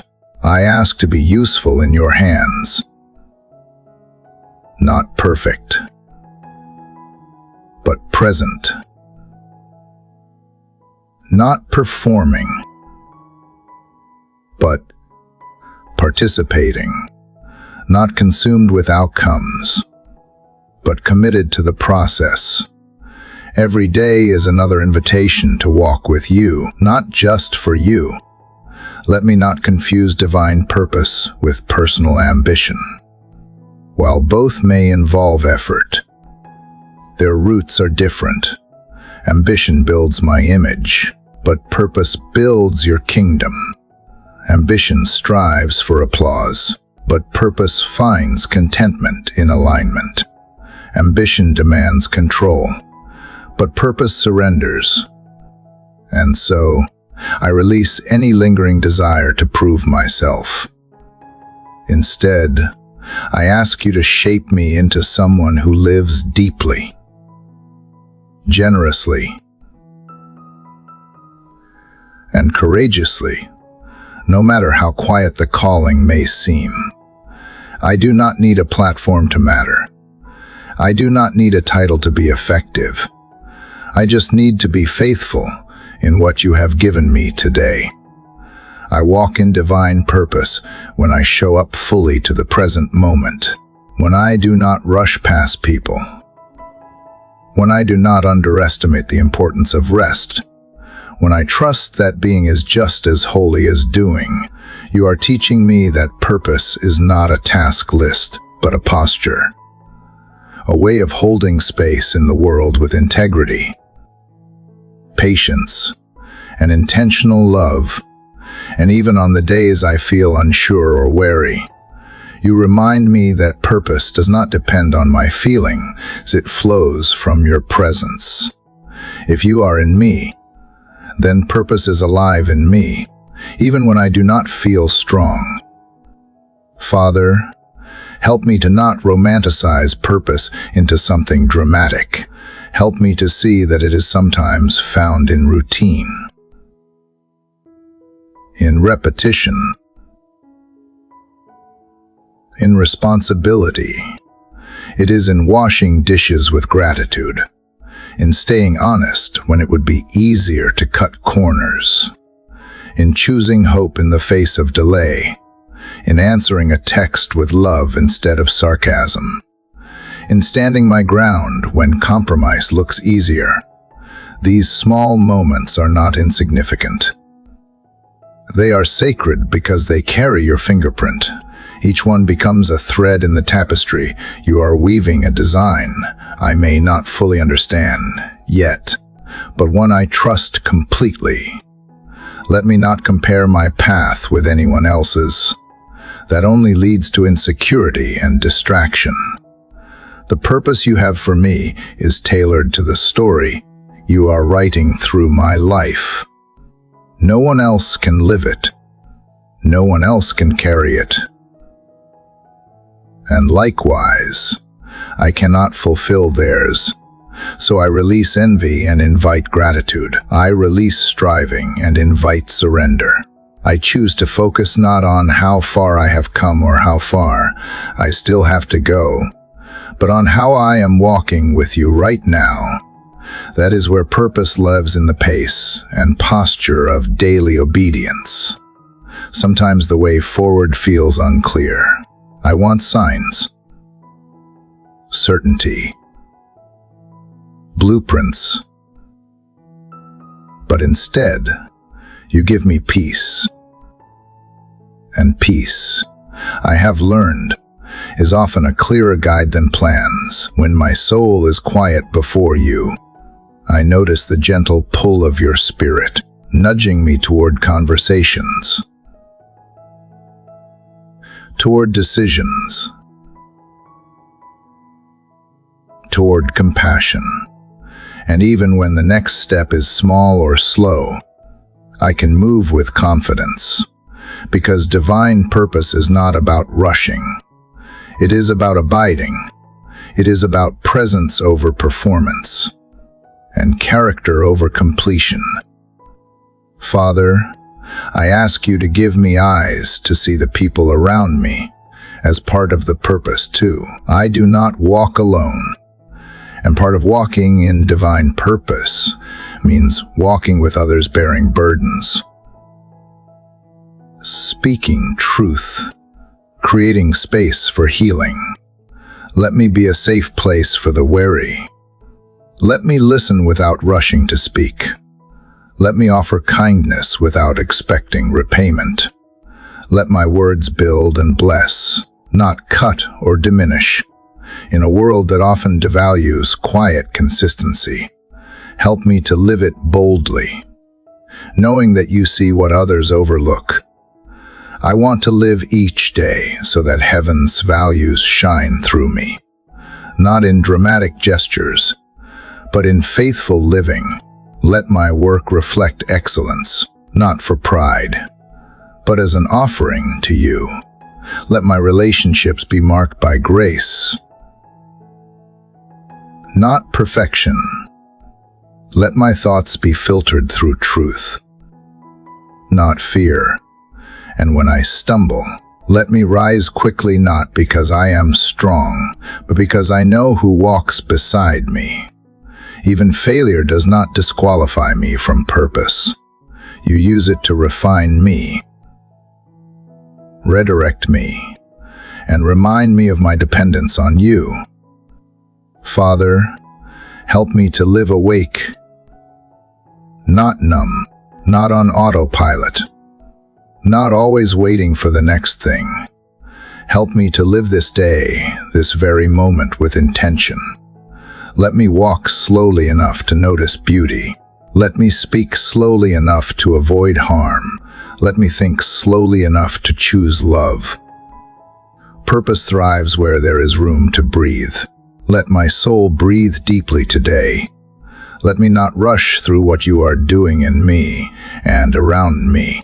Teach me to dwell, to abide, to live aware. When I encounter resistance, remind me that purpose often meets opposition. That does not mean I am off course. It often means I am exactly where I need to be. Give me courage to keep moving forward, even when results are invisible. Give me wisdom to rest when the way becomes unclear. And give me faith to trust that what I am doing in you is never wasted, even when it feels unseen, unheard, or unfinished. You are using it to build something eternal. I may not see the full picture yet, but I know you are faithful to complete what you have started. So today, I rise not with pressure, with purpose, not with fear, but with faith, not with rigid plans, but with a surrendered heart. I step into this day believing that nothing I do in love is ever small in your eyes. Every act done in your name echoes far beyond what I can see. Let me live in that truth. Let it shape the way I speak, the way I give, the way I respond. the way I pause. Every breath, every step, every word has weight when it flows from a life yielded to you. And as light breaks over the horizon and the world begins to stir, I choose to walk in divine purpose once more. Not because I must, but because I may. Because I get to be part of what you are doing. Because I am not wandering aimlessly, but walking with intention. With you. For you. In you. And in that, I lack nothing. Father, as I move forward in the quiet footsteps of your purpose, I am learning that walking in divine calling is not a march of my strength, but a surrender to your grace. The weight of each day can sometimes feel heavy, yet your grace lifts me in ways I cannot explain. Yesterday, I reflected on the beauty of divine purpose, and today, my heart is stirred to embrace the truth that it is your grace, not my striving, that sustains the journey. There are moments, Father, when I look at my limitations and feel overwhelmed. The goals ahead seem too vast, the road too uneven, and the voices in my mind echo doubt louder than faith. But in those exact moments, I hear the whisper of grace. It does not shout. It does not demand. It simply invites. It calls me to rest in you, to lean not on my willpower, but on the river of mercy flowing from your heart. And I am reminded that grace does not only forgive, it also empowers, restores, and uplifts. I recall days when I measured my worth by productivity, when my prayers were urgent requests for stamina rather than surrender. But now, something softer is unfolding in me. Grace is teaching me that even when I have nothing left to give, I am still worthy of being carried. I do not have to run. I do not even need to walk some days. Being still in you can be the holiest motion of all. Grace makes space for the pauses, the imperfections. The failures turn to wisdom. And suddenly, I feel less alone in my humanness. Father, thank you for teaching me that strength is not always loud or visible. Sometimes, strength is the courage to admit I am tired, the humility to ask for help, the wisdom to slow down. In a world that celebrates hustle, your spirit invites me into rhythms of rest and restoration. I do not have to perform to be loved. I do not have to impress you to be received. You delight in me as I am in need. In silence, in the quiet H of becoming, let your grace pour over the places where I still carry shame. Let it dissolve the need to prove anything. Let it remind me that I was never called to be perfect, only to be present. I cannot earn what you have already freely given. Grace levels the ground at my feet. It meets me in failure, in fatigue, in fear, and whispers, "You are still mine," and that voice softens my inner storms. I think of those around me who are walking with hidden heaviness, the ones who show up smiling but feel hollow, the ones who serve and pour but never ask to be filled. Let grace surprise them today. Let it show up through kindness from a stranger, a word that breaks through numbness, or a still moment that feels like home. Let us all remember we are not alone in our struggles, and we do not walk unsupported. Father, carry us through the days we do not have answers. carry us when our knees wobble beneath the weight of grief or uncertainty, when our dreams have holes and our plans unravel. Remind us that grace does not require a map. It only asks for trust. And even when we lose our way, grace waits at every detour with patience and open arms. Today, I release the idea that I must have it all together.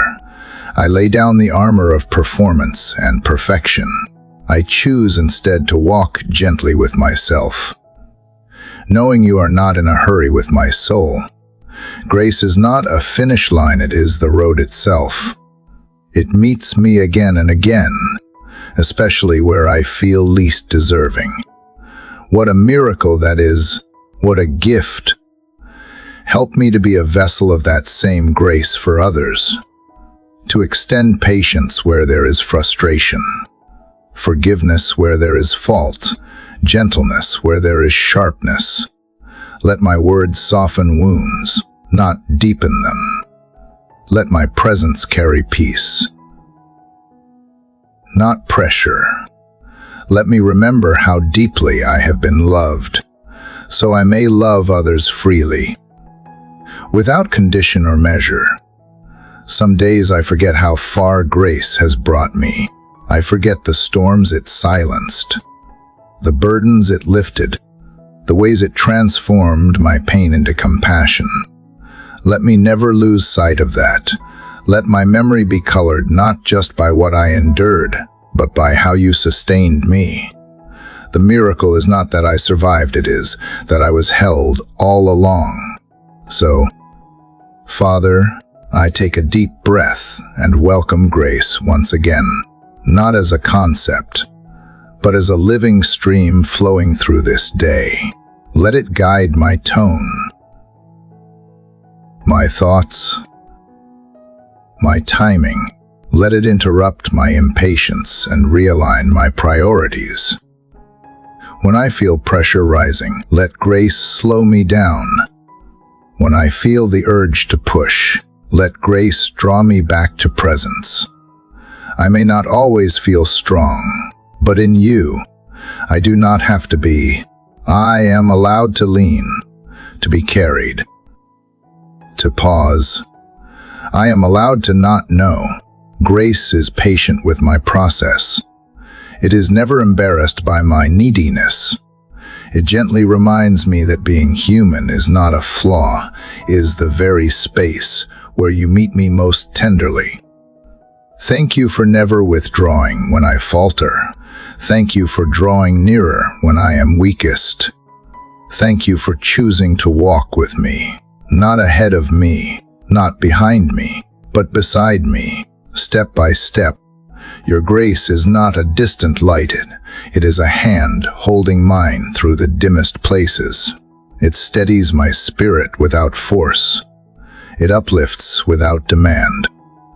And as the morning light spreads across the horizon, I see it clearly once more.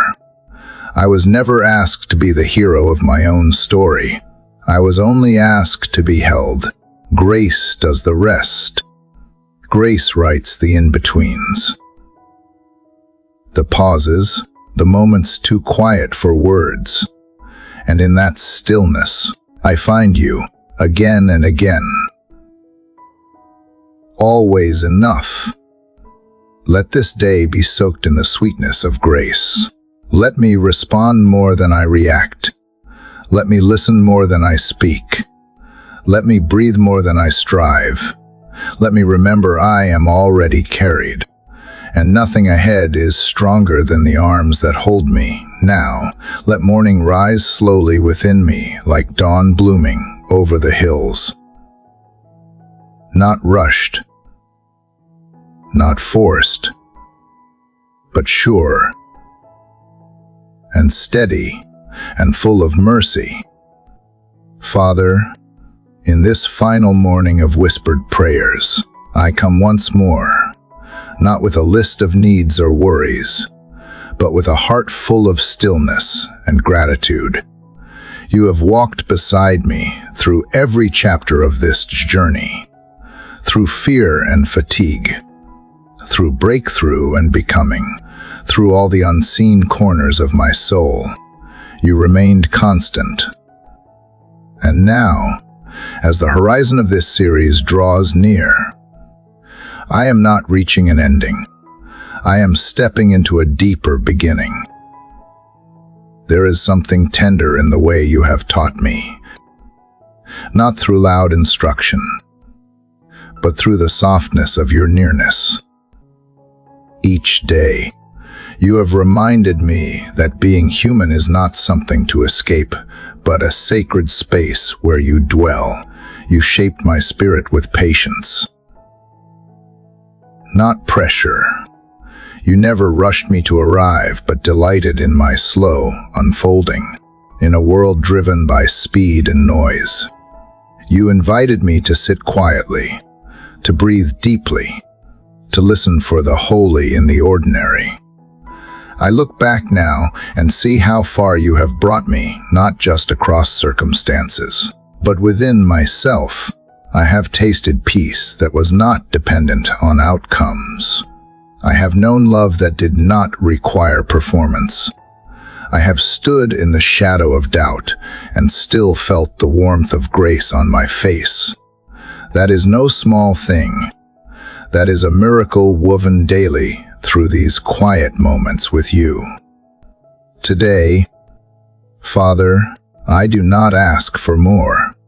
I ask only for awareness, the kind that opens my eyes to what is already here, the kind that notices the way the morning light rests gently on the windowsill, the way a cool breeze brushes across my skin, the way silence is not empty but alive with your presence. Let me carry this awareness forward, not just in prayer, but in living. Let every act become a response to your goodness. Let every word reflect the tone of heaven.